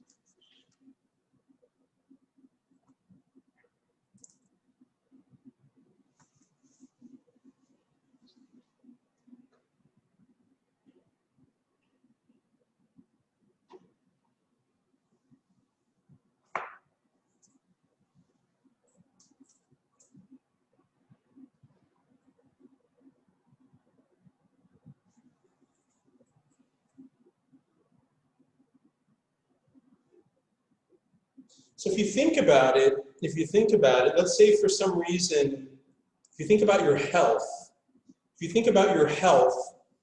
you wake up one morning and all of a sudden you feel a sharp pain. You feel a sharp pain in your chest, right? And you don't know where that pain has come from, but it's very hard to ignore. And it's happened a couple times before. Now, all you know is that you have a sharp pain in your chest. You don't know what you did last week. You don't know what you did 2 weeks ago. You don't know what you did yesterday that has caused the sharp pain in your chest. So naturally, what you need to do, or what that person needs to do, is understand why am I feeling that sharp pain in my chest? Define the problem. Understand what is the problem. Understand what is the problem. So that's the first step in this process. Define the problem. Understand what the problem is. Maybe that sharp pain in your chest is because the person smokes too many cigarettes, okay? Maybe that might be the reason for the sharp pain in the person's chest. Okay, or maybe the person smokes cigars, okay? So that, of course, is this idea of being able to define the problem. Define the problem. It's the first step, okay?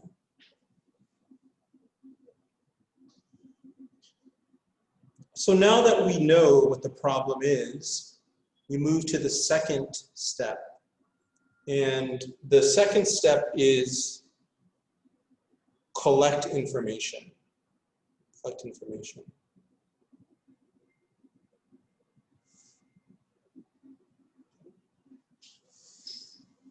And maybe we can look at this in a more industrious way.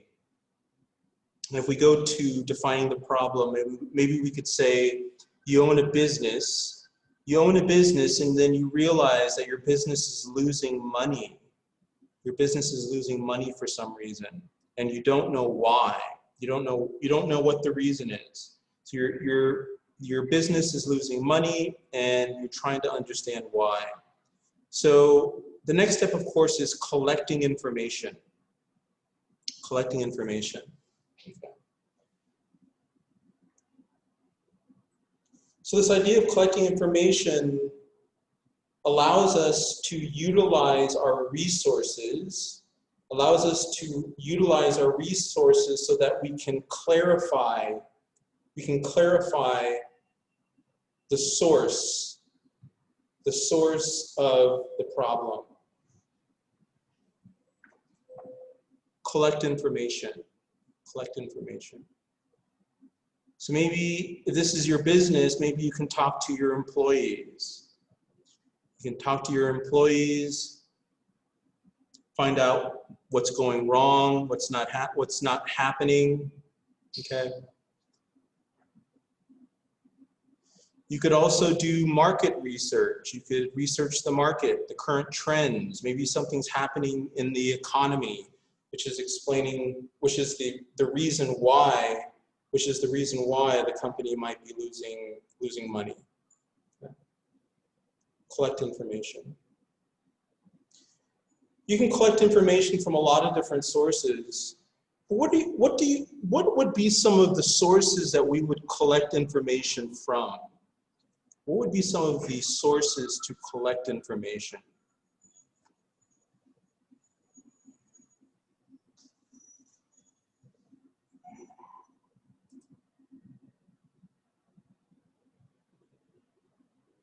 Good morning, Naoko. Are you there? Yes. Naoko, where would we collect information? What are some of the places that we could collect information?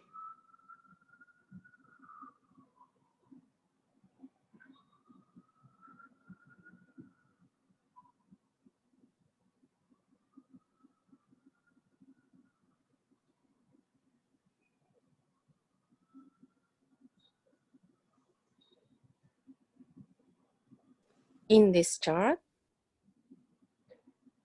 Okay. I'm sorry, Naoko, can you say that again, please?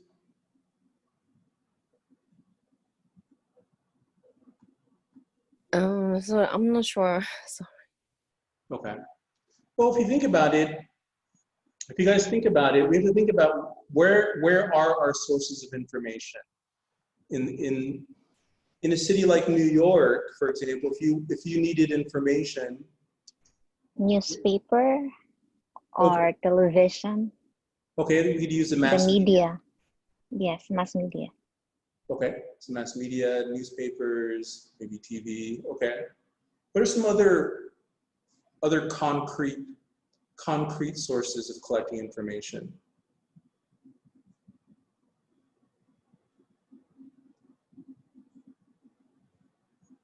So we could look something up in a newspaper, on TV. Google. Google it, okay? We could definitely Google it. We could do Google search. Okay.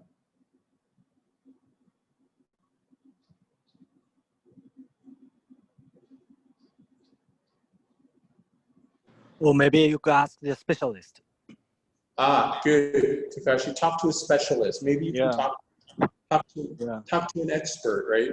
Yeah. Maybe set up an appointment or an interview with someone who's an expert and sit down and talk with them. Right?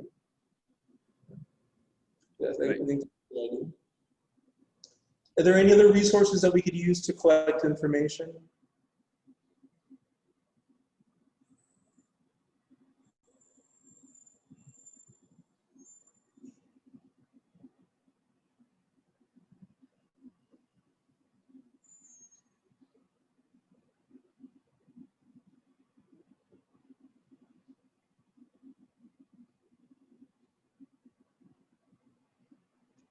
could probably also do research, not only online, but also physical research. You know, maybe going to the New York Public Library and running an actual search on books or any kind of documented periodicals that have information.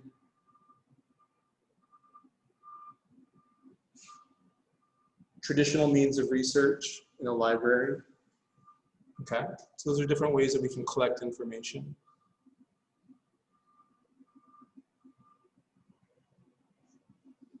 And then, so here we would define the problem, we would collect information, and then we would present our ideas, present your ideas.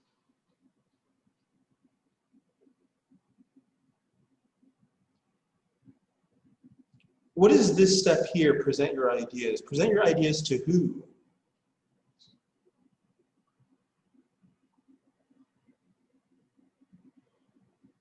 So we're defining the problem, we're collecting information, and then we are presenting our ideas.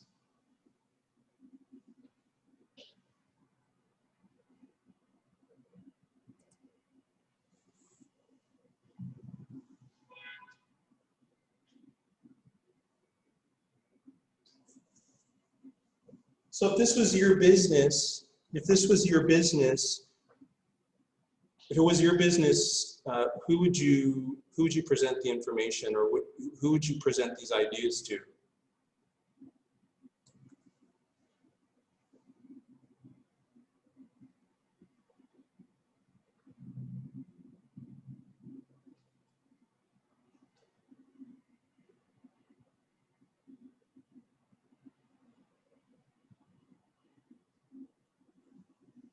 So perhaps we could present it to our employees, we could present it to the board of the company, right? Maybe present some of the ideas to the customers,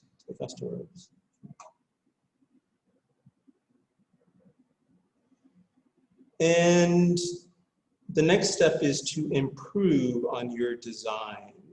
Improve on your design.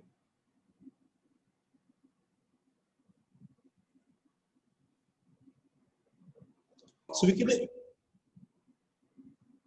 go ahead. So we could assume here, after you present your ideas to your team, you would then get feedback. You would get feedback from your team, or get, feedback from whoever is a shareholder, or what have you, feedback from customers, and then you take that back and improve on your design. Improve on your design.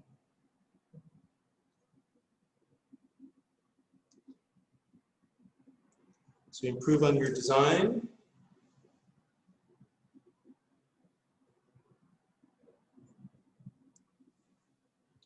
Trying to remedy the situation, trying to remedy the current situation.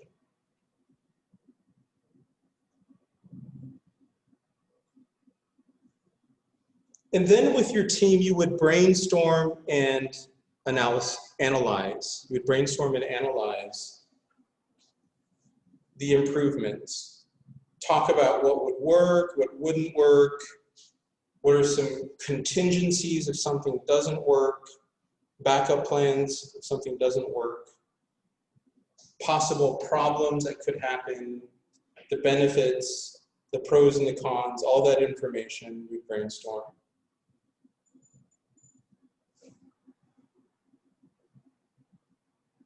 And then finally, develop solutions.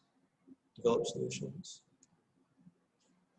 Think about what would be the solutions to the problem.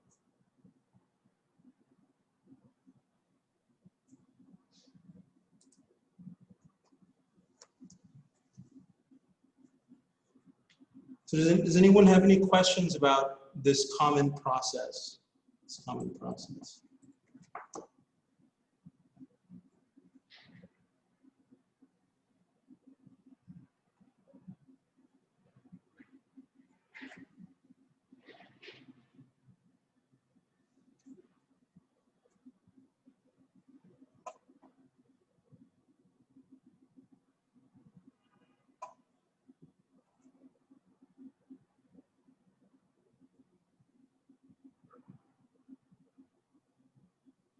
Would you guys have any suggestions on changing this order for any reasons? This doesn't have to be the end-all be-all of the structure. It could be changed.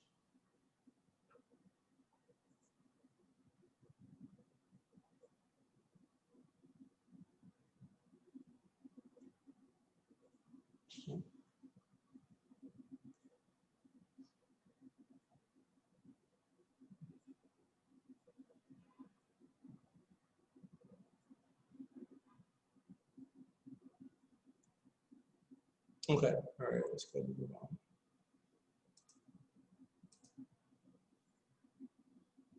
Okay, let's take a look at this question. And, whoops.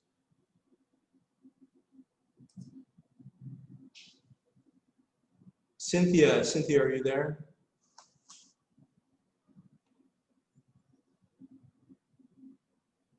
Yes, I'm here. Yeah, Cynthia, I was wondering if it would be possible for you to ask this question to one of your classmates in the class. And I'm going to put the list of your classmates here.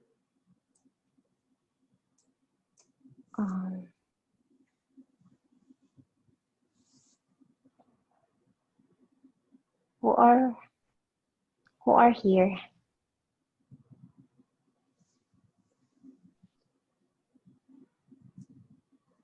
Cynthia, can you see this participants box? Okay. Why is it important to define the problem at the beginning of the process?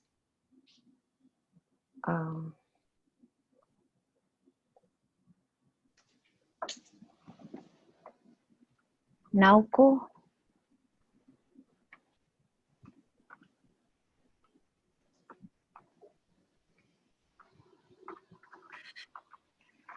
Yes. Yeah, that's the question.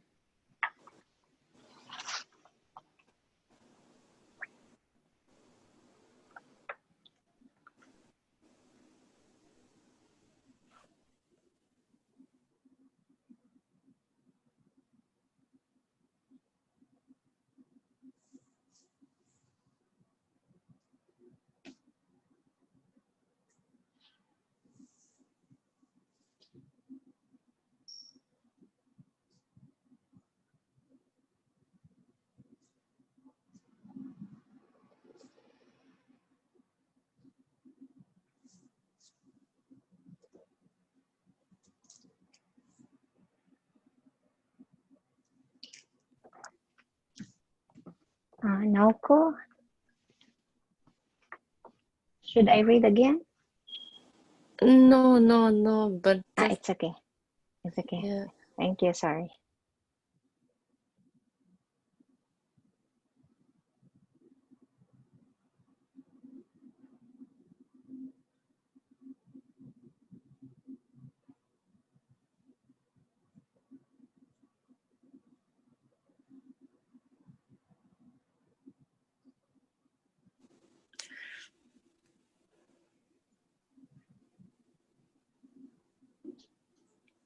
Can I skip this question?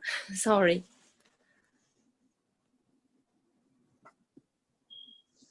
So the question is, why is it important to define the problem at the beginning of a process?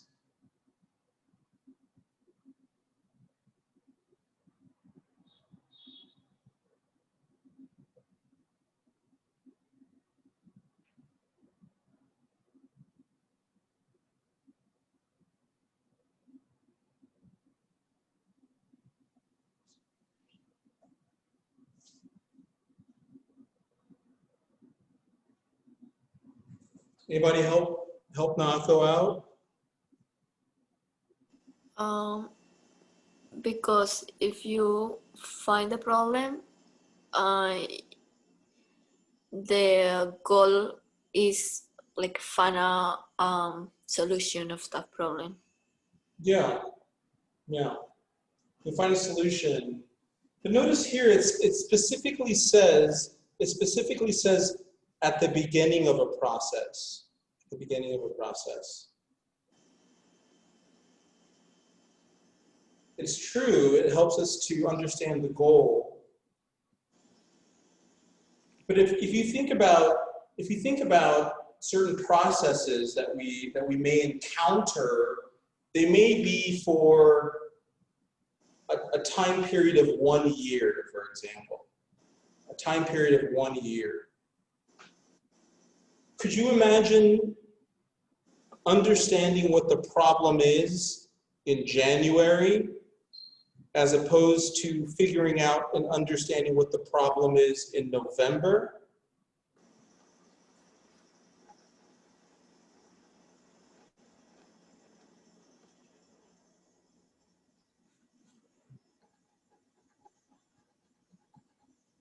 What would that tell us? What would that tell us about the process?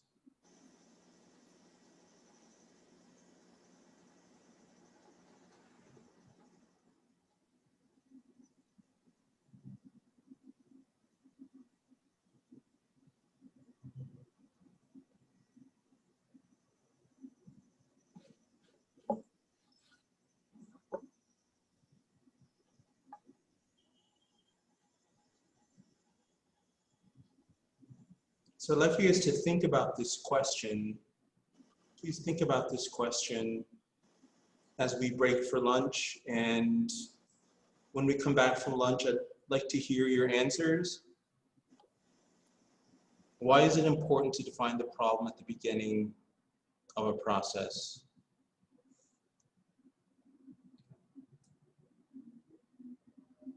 Okay, all right, so let's go ahead and break for lunch.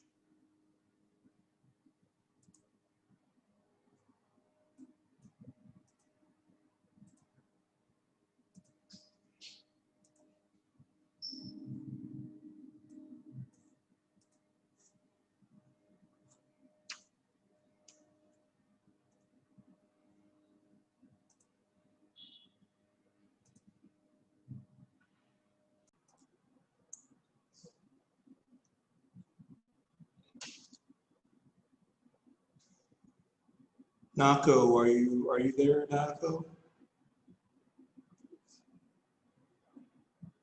Yes. Nako, how would you answer this question here? Why is it important to define the problem at the beginning of a process? Because if we don't define how to solve the problem in beginning of process, maybe people can't solve the problem. Okay, I'd agree with that. I would agree with that. We may not be able to solve the problem, and then we also understand why. We have to understand why we wouldn't be able to solve the problem if the problem wasn't discovered early. It's kind of like cancer, if you think about it. You know, people typically in stage 1 cancer are in a much better position than people who discover they have cancer in stage 3 or stage 4.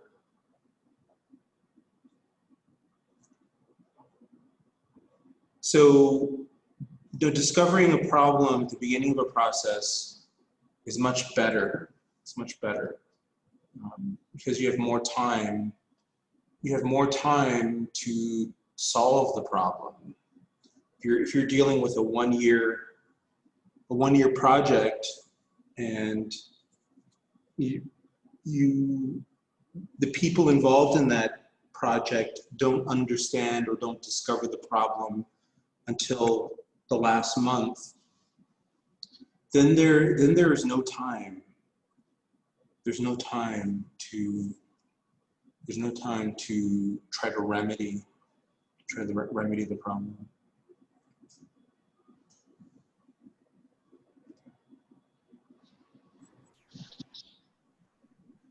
Right, let's shift gears. Thank you for that answer, Nako.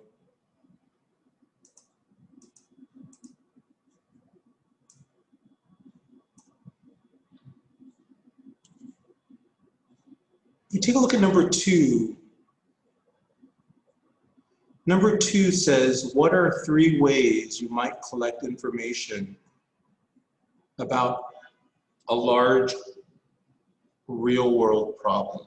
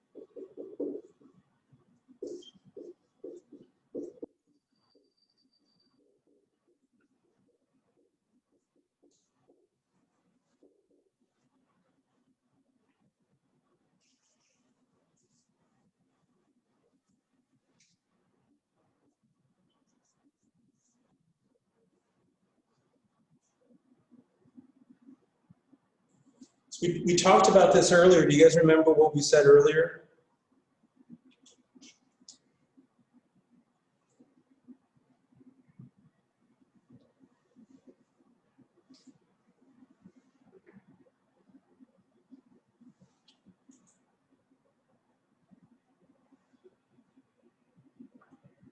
Does anybody remember? Does anybody remember the ideas that we came up with before lunch?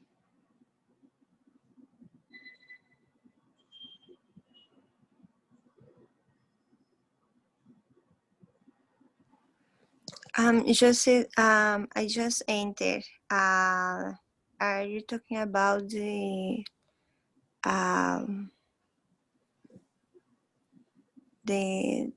break news?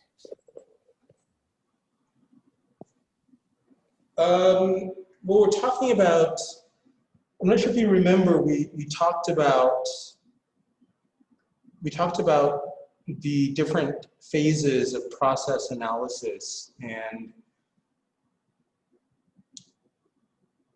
a question that I had asked was, you know, if you're trying to find information about a problem, if you're collecting information for a problem or a process, how would you do that? Where would you go? Where would you go?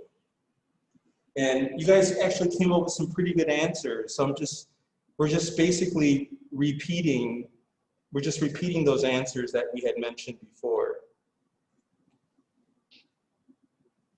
So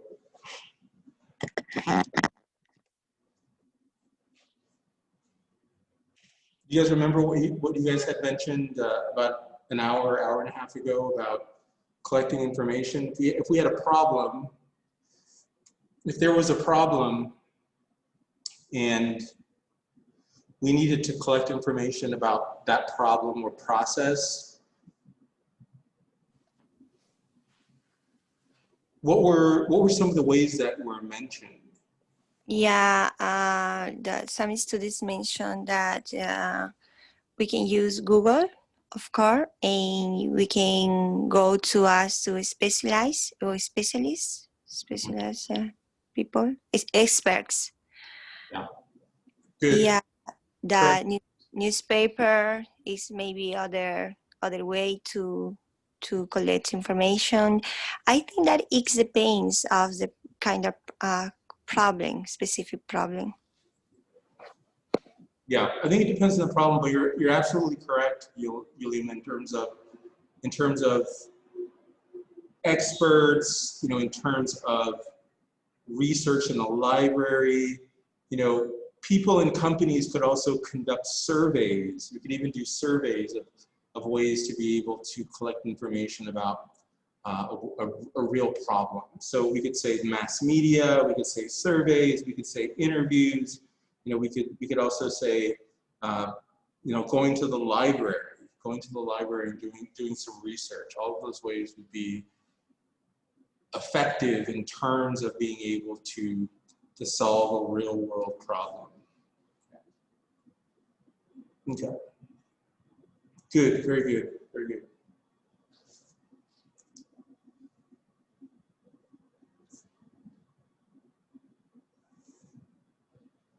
Out of all of those different ways, let me just go ahead and I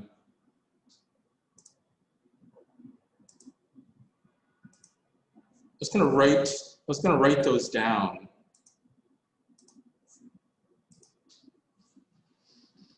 So we're thinking about these different ways: surveys, internet, experts, mass media, library. Out of these ways here, which methods or which ways, in your opinion, do you think would be the most efficient, the best way?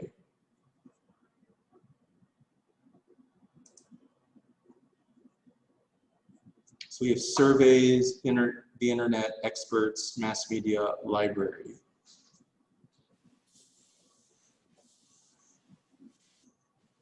Yes, experts. Experts, okay, good. Who best to talk to than someone who knows something inside and out? An expert. You know, that's, people pay a lot of money to talk to consultants, people who are able to give information, whether that information is classified or whether that information is public knowledge. You know, experts are able to allow enlightenment of a situation. So I think experts would definitely be a very valuable source. It's probably the most expensive, perhaps, if you're talking about consultation. But if we focus on experts, it's possible to set up one-on-one appointments with different public figures or leaders or business experts, and it might even be free of charge, perhaps. It's just a matter of time, just getting the time out of your schedule in terms of talking with experts. So, anybody else? Any different opinions about the best ways to collect information?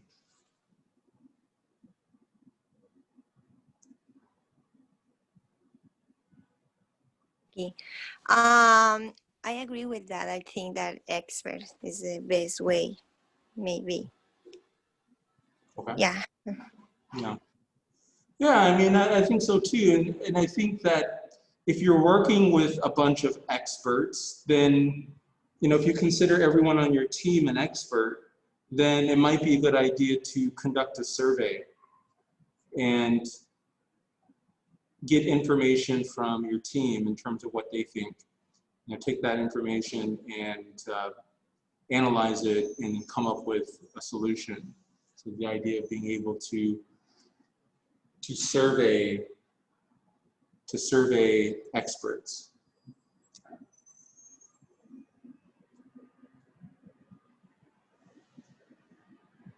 Anybody else? Anyone else?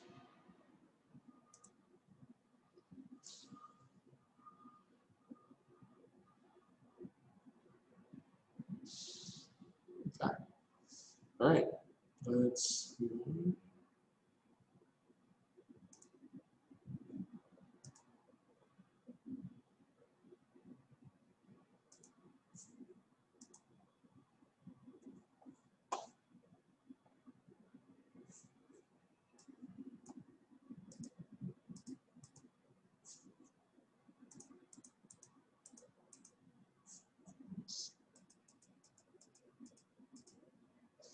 Okay, let's take a look at number three. Number three.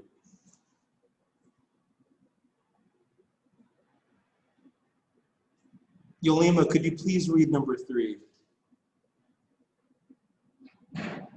Yes. Okay. Let me see.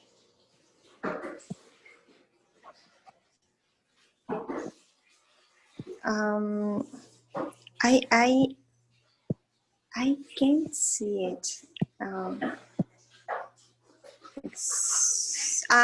Okay. Uh, After presenting your ideas, what is a common next step? Improve on your design?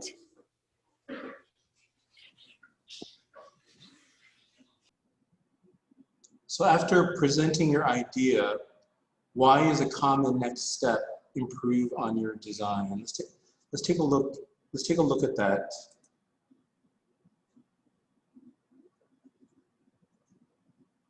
So they're asking why is it improve your design follows present your ideas?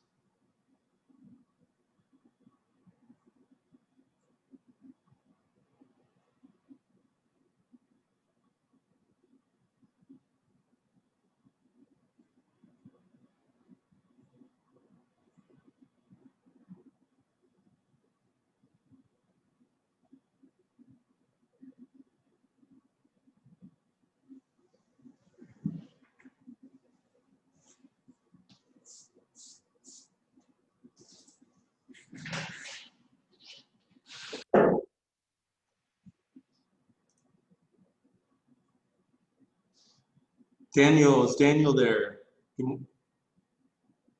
Good afternoon, Daniel.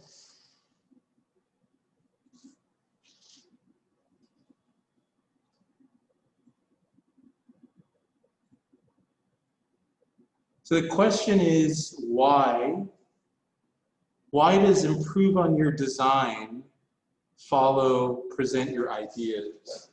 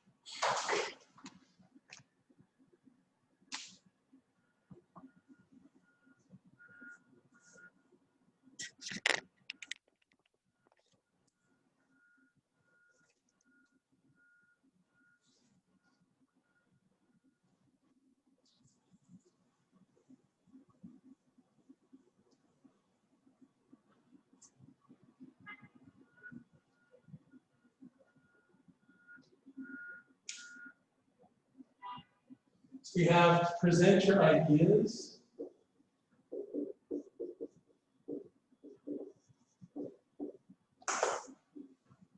And then we have a shift to improve on your design. Improve on your design. Something happens here. Something happens here. What is that thing that happens here?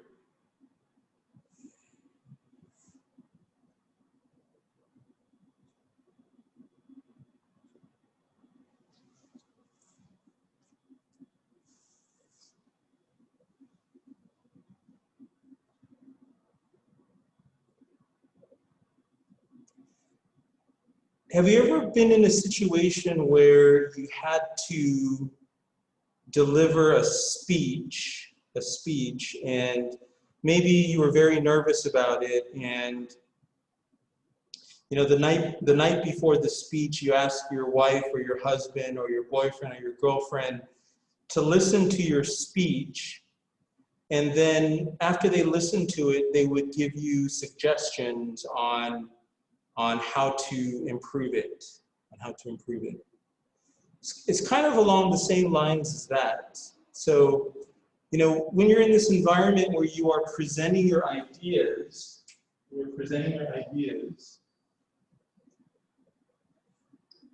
you get feedback. You get feedback from whoever is listening to your delivery or feedback from whoever is listening to your findings, and then they give you feedback. They give you criticisms. They give you suggestions. They give you advice. All of those things help you to improve on your design. As a result, you improve on your design. Improve on your design. So that would be the answer to this question here.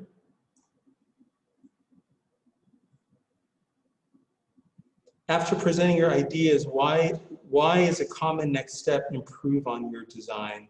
Well, again, yeah, it's feedback, the idea of feedback.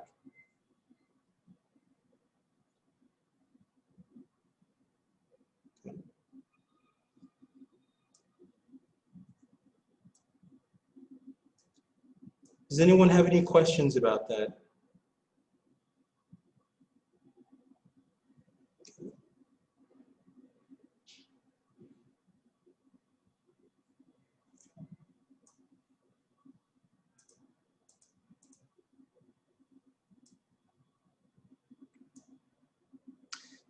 Good afternoon, Yuko. How are you? Yes, I'm good. I was wondering if you could read the next question. Are we watching something like textbook or? This information is kind of based on this diagram that we looked at. Let me show you. It's based on this diagram, but it's also based on inference or any personal experiences you have, common knowledge, anything that you think might be common knowledge. Right. Let me shift back to, so it's talking about brainstorming and analysis. So that's the phase that they're talking about here. And they're asking specifically, is brainstorming and analysis best left to the end of the process, or should it occur at different times, and why?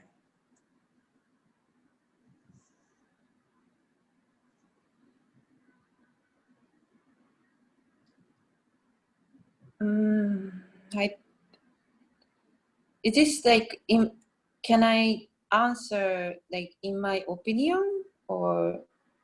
Yeah. Yeah, I mean,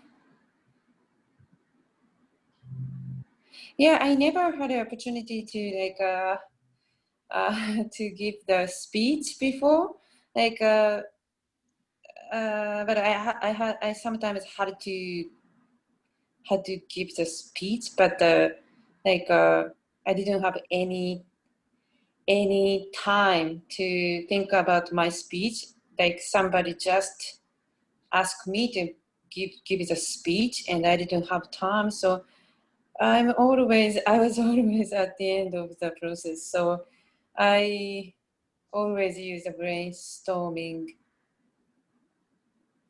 brainstorming and analysis. Wait, brainstorming? Yeah. So they're just asking. And analysis is like. Analysis is kind of like the in-depth study, critical study of something. Yeah, it can it can occur anytime. It's like end of process. I think some people use from the beginning. People might start from the brainstorming and the analysis. I guess I don't know. I never had an opportunity. No, I think you're right, Hugo. You said yourself that it could occur at any time, right? Yeah. Okay, so we have to think about why. I mean, we'd have to think about the benefit of being able to brainstorm at any point of a process. The idea of not so much starting at square one, but this idea of at any point in time during the process, hitting pause and then reanalyzing everything that's available or everything that's in the equation. So if you think about it, you're right. You know, it shouldn't just be brainstorming at the end of the process. It shouldn't just be brainstorming at the end of the process, but essentially it could be brainstorming at any point. Brainstorming at any point in the process. Brainstorming at Right.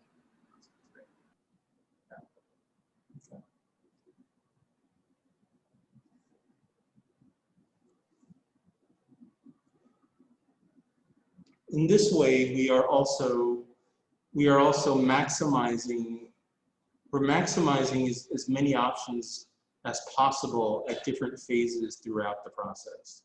That's kind of the idea here. Okay. Any questions about number 4?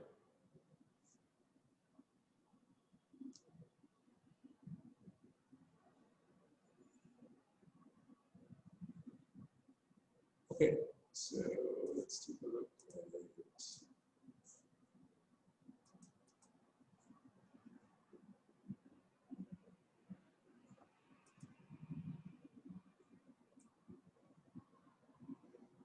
So let's take a look at some vocabulary words here.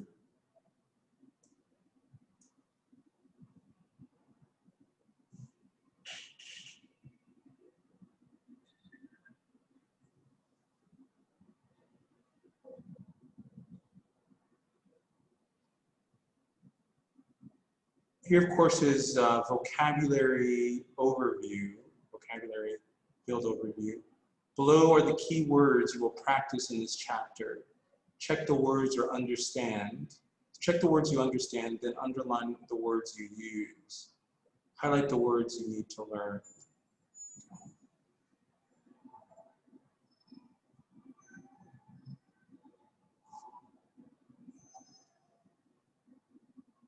So let's take a look at the first word, adoption. Adoption.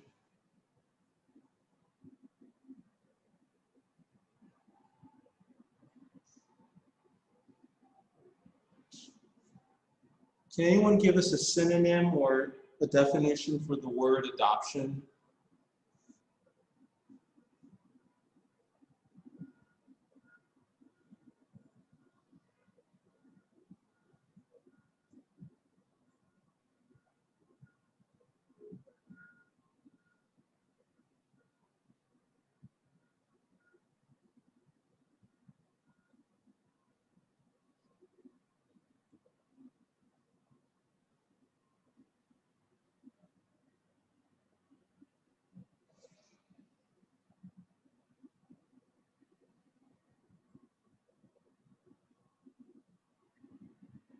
Adoption.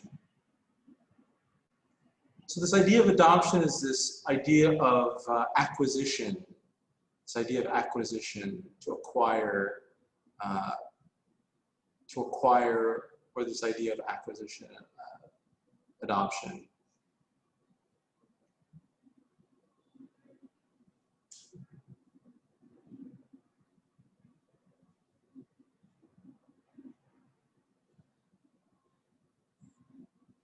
Kenna, automation, this word here, automation, what does it mean to your knowledge? It's okay if you don't know.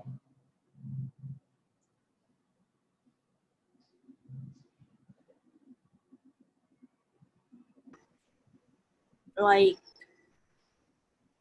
automatic something. Okay. Things become automatic. Okay. So the enabling of an automatic process. Conversion to an automatic system.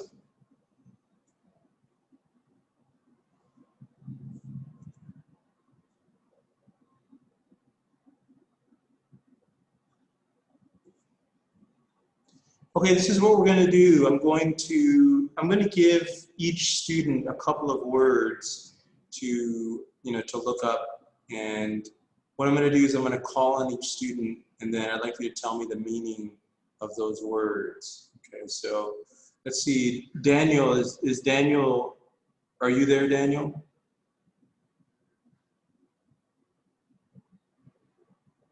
Okay, he's not there. Kenna, you're there, right?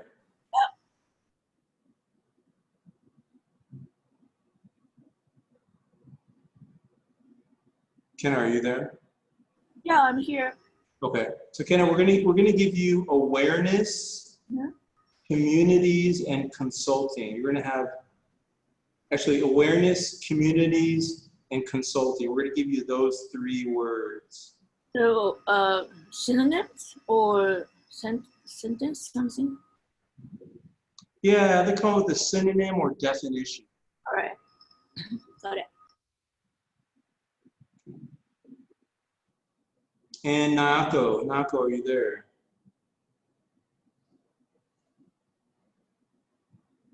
Yes. Nako, we're going to give you cycle, feasibility, and foundation.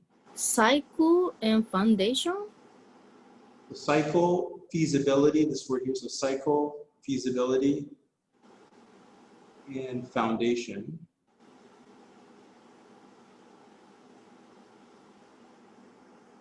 These 3 words, cycle, feasibility, and foundation.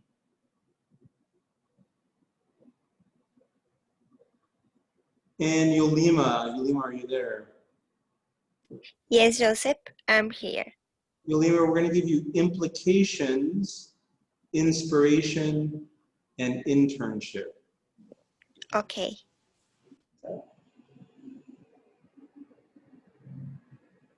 I'm going to give everyone about 3 minutes to come up with a synonym or definition of your words. The remaining words we'll go over individually, each word, after we hear back from everyone with their words. So let's take about 3 minutes.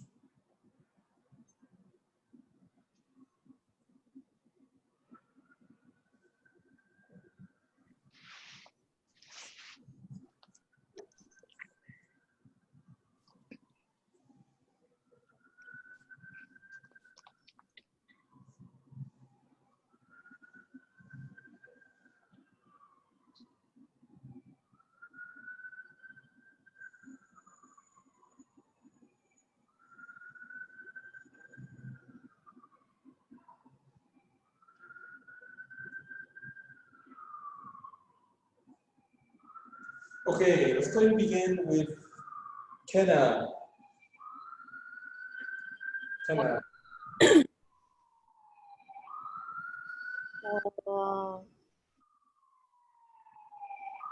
Awareness.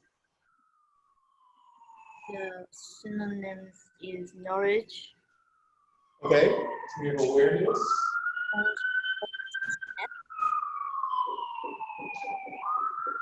Dances.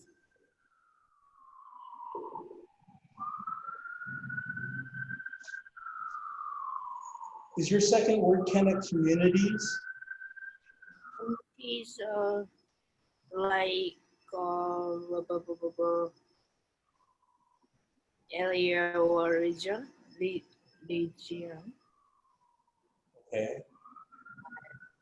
So, Or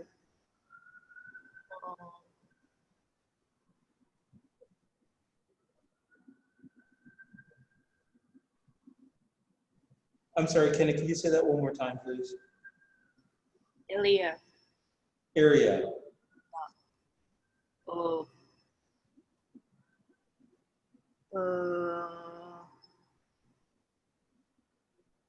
don't.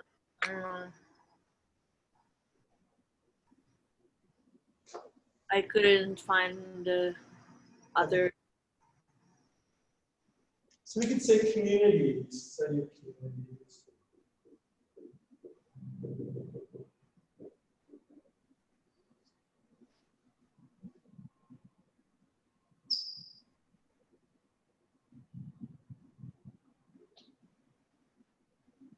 We could just say a network of people with shared interests. Network of people with shared interests, we could say, is a community.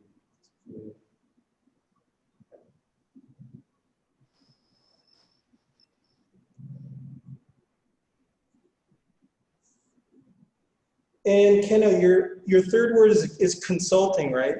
Yeah. Advice. Okay, good. Consulting advice. Good. Okay, good.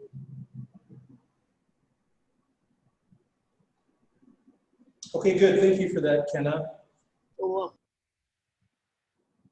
Let's move next to Nayako. Nayako, you have your words. Your Yes. first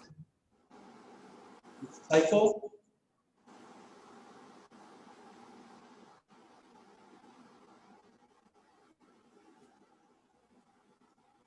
Hello, I can't hear you. Your first word is cycle, right? yeah. What was the definition that you came up with for cycle? Do some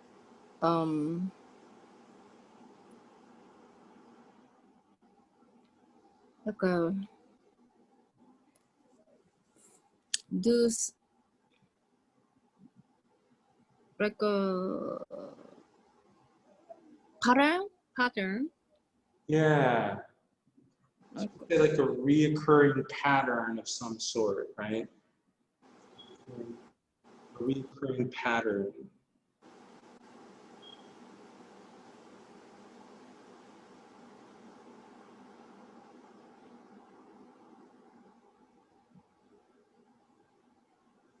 Okay. And what about feasibility, Nako? Feasibility. achievability. Okay, achievability. Achievability. Yeah, I think that would be correct. Achievability.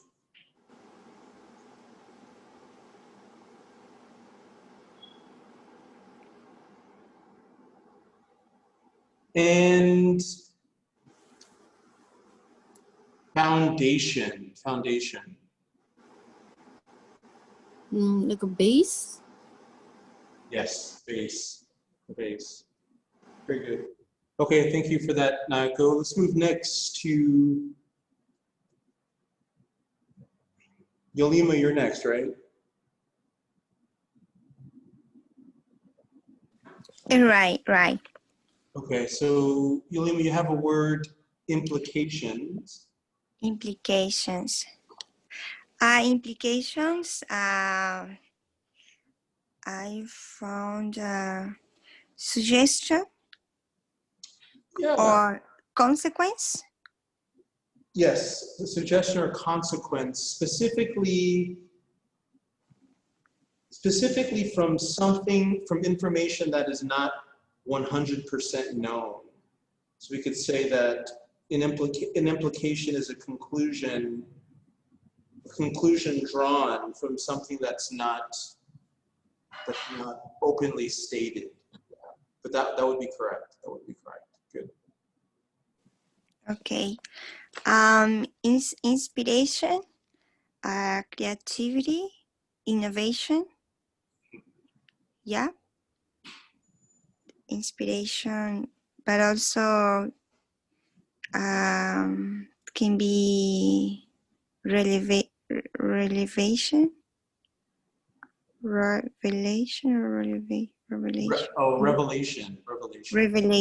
Revelation. Creativity, innovation, or imagination. That yeah, I found that. That's correct? Yeah, that would be correct. The last one is internship. Internship is I found it was boarding school. Yeah? Inmate? Internship. I'm not sure about that word. It's like an apprenticeship. It's like an apprenticeship where someone learns about a job or a specific industry through shadowing or witnessing witnessing a position firsthand. Okay.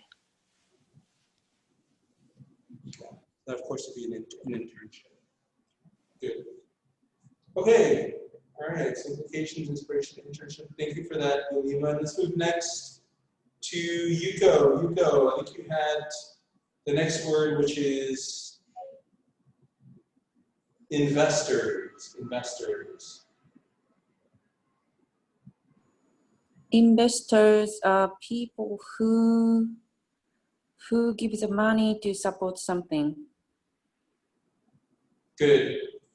So investors are people, of course, who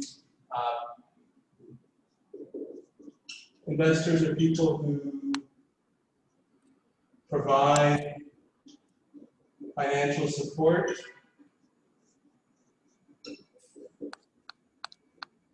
Okay. Of course, the investors. And what about mentality? Mentality is, mentality. We usually use this word as a mentality, like a strongness of the mental, like, I don't know, mentality. The character, the person's character. Yeah, or character, you'd say the mindset. We focus on mentality. Mindset. Mentality, I would say mindset. Mindset.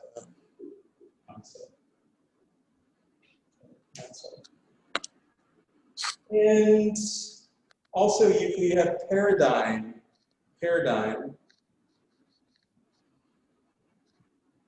It seems like a pattern or model, like typical,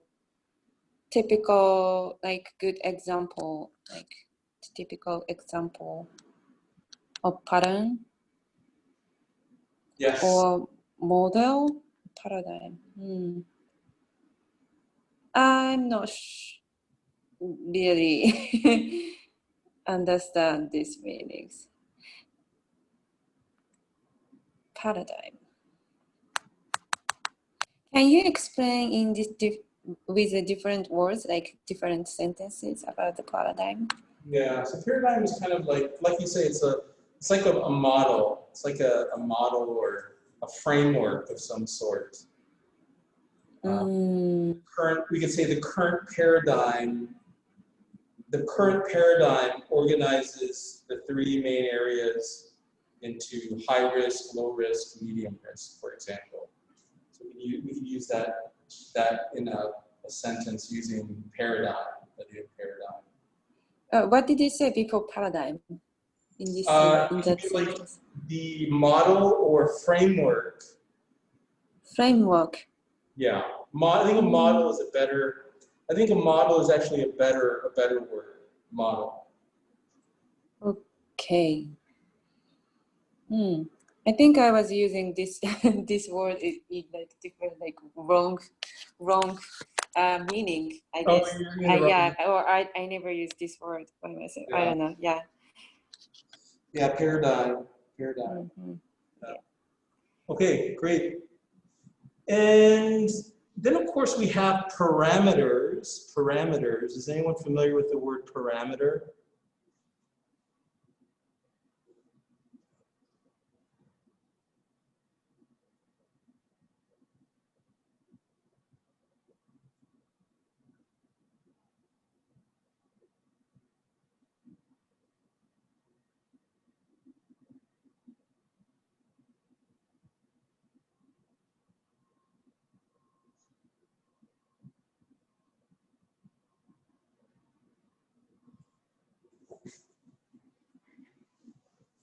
So we're looking at parameter.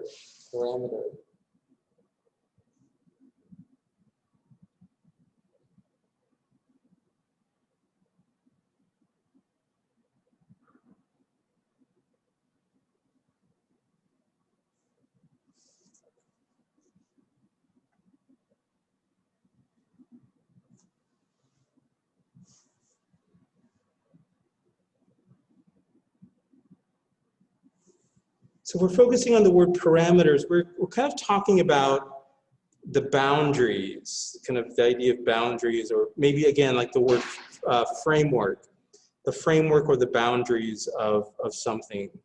That of course would be the parameters, parameters.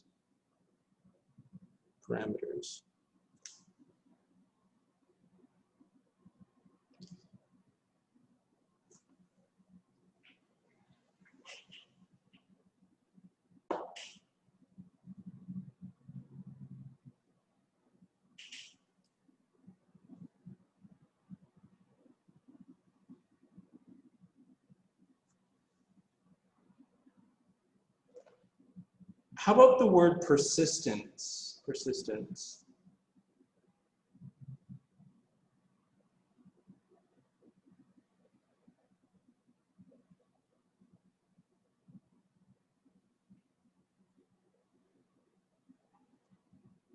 Cynthia, are you there? Is Cynthia there? Yes, I'm here. Cynthia, how would you describe persistence? Persistence. It's like continuing firmly to exist or endure over a prolonged period, like very persistent. Yeah, persistent, kind of undying, right? Undying perseverance. It's an action in spite of difficulty or opposition, and still you persist doing it. Great, thank you for that, Cynthia.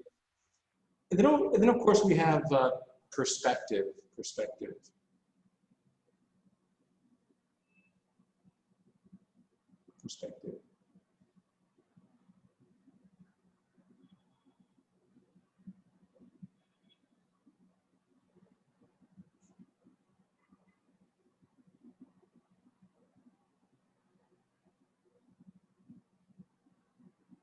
So I think typically a perspective, it can be understood as it's an attitude, a particular attitude towards or way of regarding something. Yes. It's like point of view. Point of view. I think point of view is a good way to describe it. Point of view. And what about policy? The idea of policy.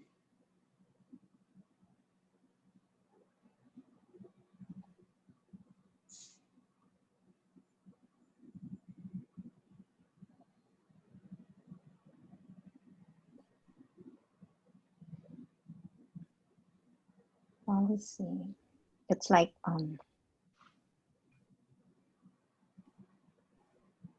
a course of principle of action. Yeah, it's like a principle or rule, right? So we say Yeah, principle. it's like Yeah, good. And sectors.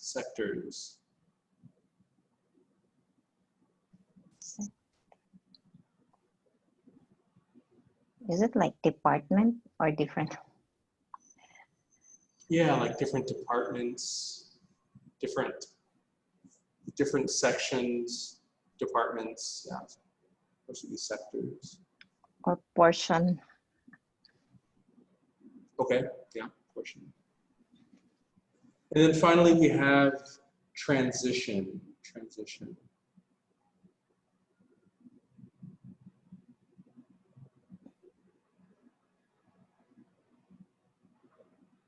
Changing, it's like a process of changing from one state or condition to another. Yeah, that's correct. It's kind of a shift from one state to the other.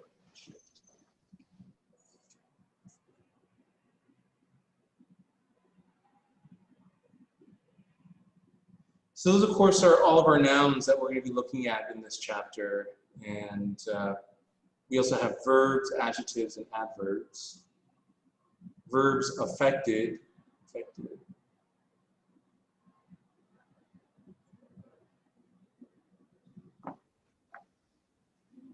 Supplemented.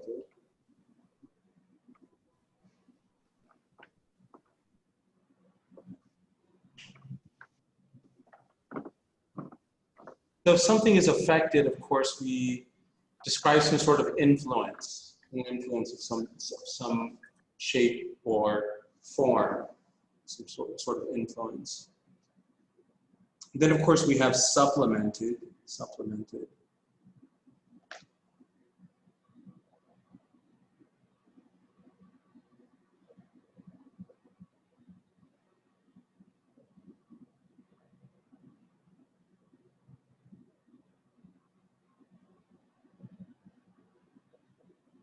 Something is supplemented, that just means that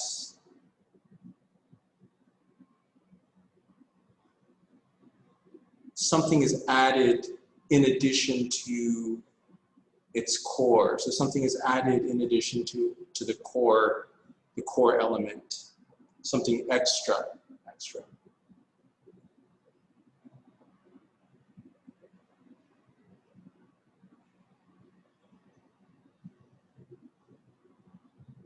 Then, of course, we have our adjectives: aesthetic, financial, predictable. Who could tell me the meaning of aesthetic?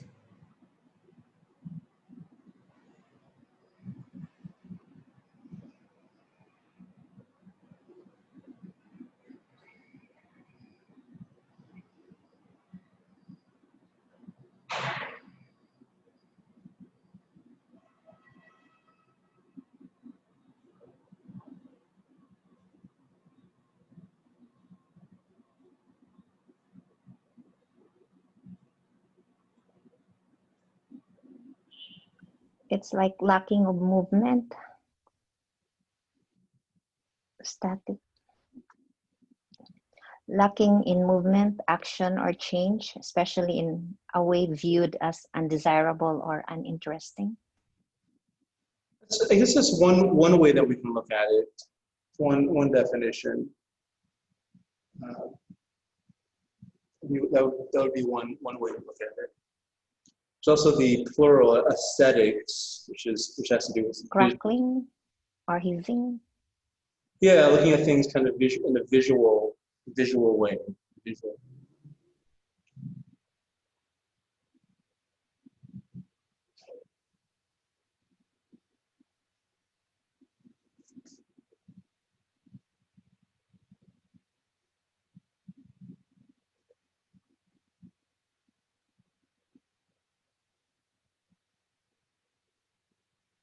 And financial.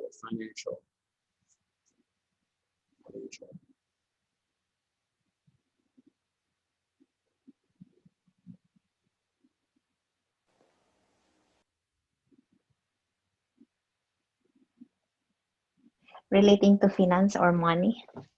Yeah, related to finance or money, that's correct. And what about predictable? Predictable.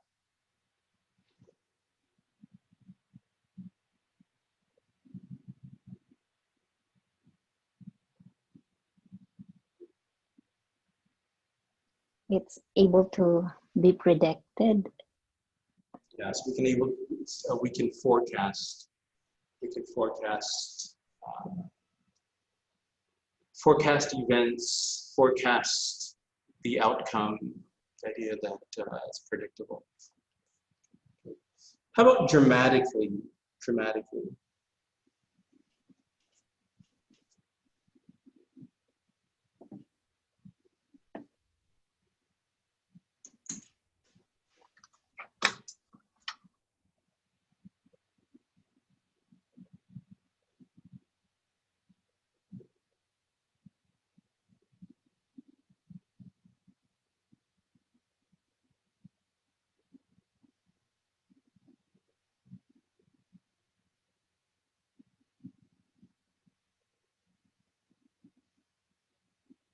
Something's dramatic.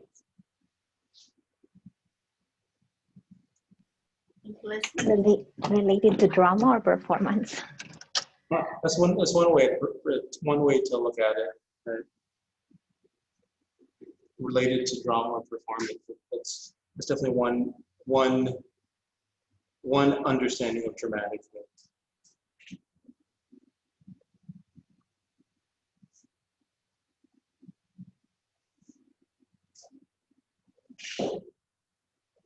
So we use the sentence, if someone used the sentence, Los Angeles and New York are dramatically different. What like greatly? Yeah, good. Greatly is a good word. And then we have functionally. Functional.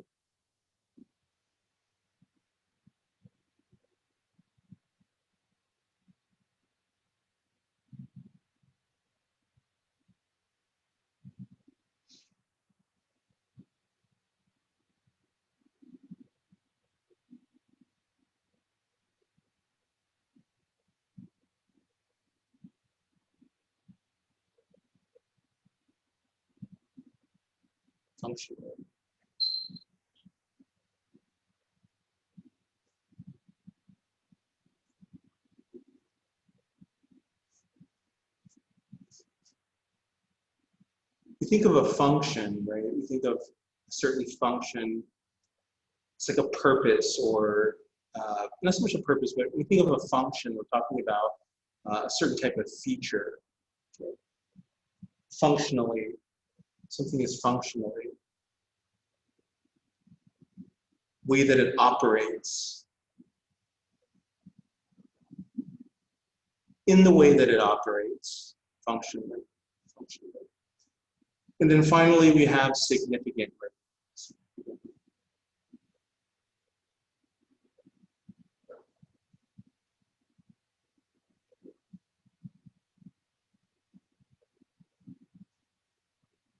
Significant. So we know that, of course, is something that is great. It's considered great.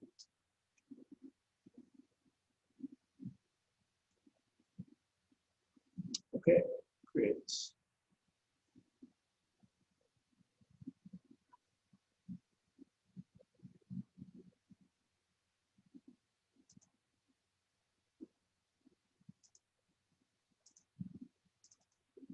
Okay, so what I want to do next is just kind of want to recap. I know that some of you have been here since the beginning of class, but I want to kind of get this from everybody in the last few minutes. I just want to kind of recap what we talked about today, since we're kind of taking on this new content and new material. So feel free, anybody, Cynthia, Daniel, Kenna, Naoko, Yolima, Yuko, or even Harry, if you want to type something. What were some of the, what did you get out of this lesson? Like, I want to know, what did you get out of this lesson? What were some words or phrases that were new to you? Does anyone want to enlighten us on what was new for you in this lesson?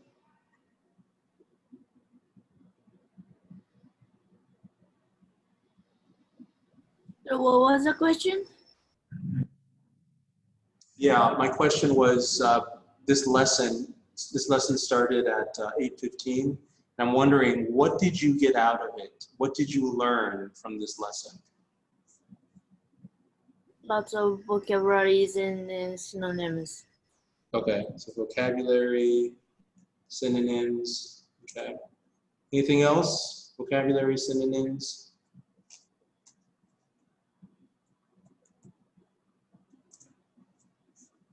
Someone who was here earlier, anybody? Yolima, can you tell us a little bit of what you got out of this lesson?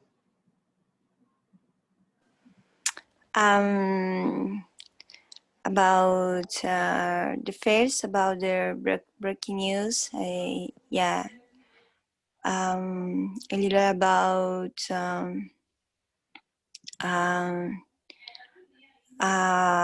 what will happen in the future. Okay. And then about to figure out the problem. Yes. And then to collect information, and then to create ideas. I don't remember well, but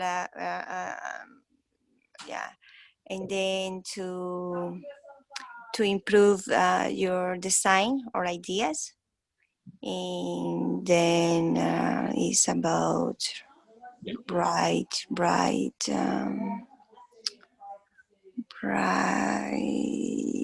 I don't remember. And finally, it's about solving the problem. It's all about figure out the problem and the process, analyze, and finally how to solve the problem. It was great for me that, and I tried to understand that today. Yeah, and finally about words like inspiration, like yeah, that's it. Thank you, Yolima. I think it's a very good list. So for everyone who tuned in a little bit later, today we focused on vocabulary, synonyms, breaking news English, the future in general, process analysis, problem solving, obtaining information, improving ideas, and solving problems. So I'll be sending the link, the video, the recording for this class a little bit later. So there you have it. So now you guys have an idea of what kind of material we'll be looking at for the next 16 weeks. So good work today in terms of understanding the basics, and we're going to continue to move in this direction. If you have any questions, concerns about the content, please send me a private email. But before we end, does anyone have any questions, comments, suggestions before we end?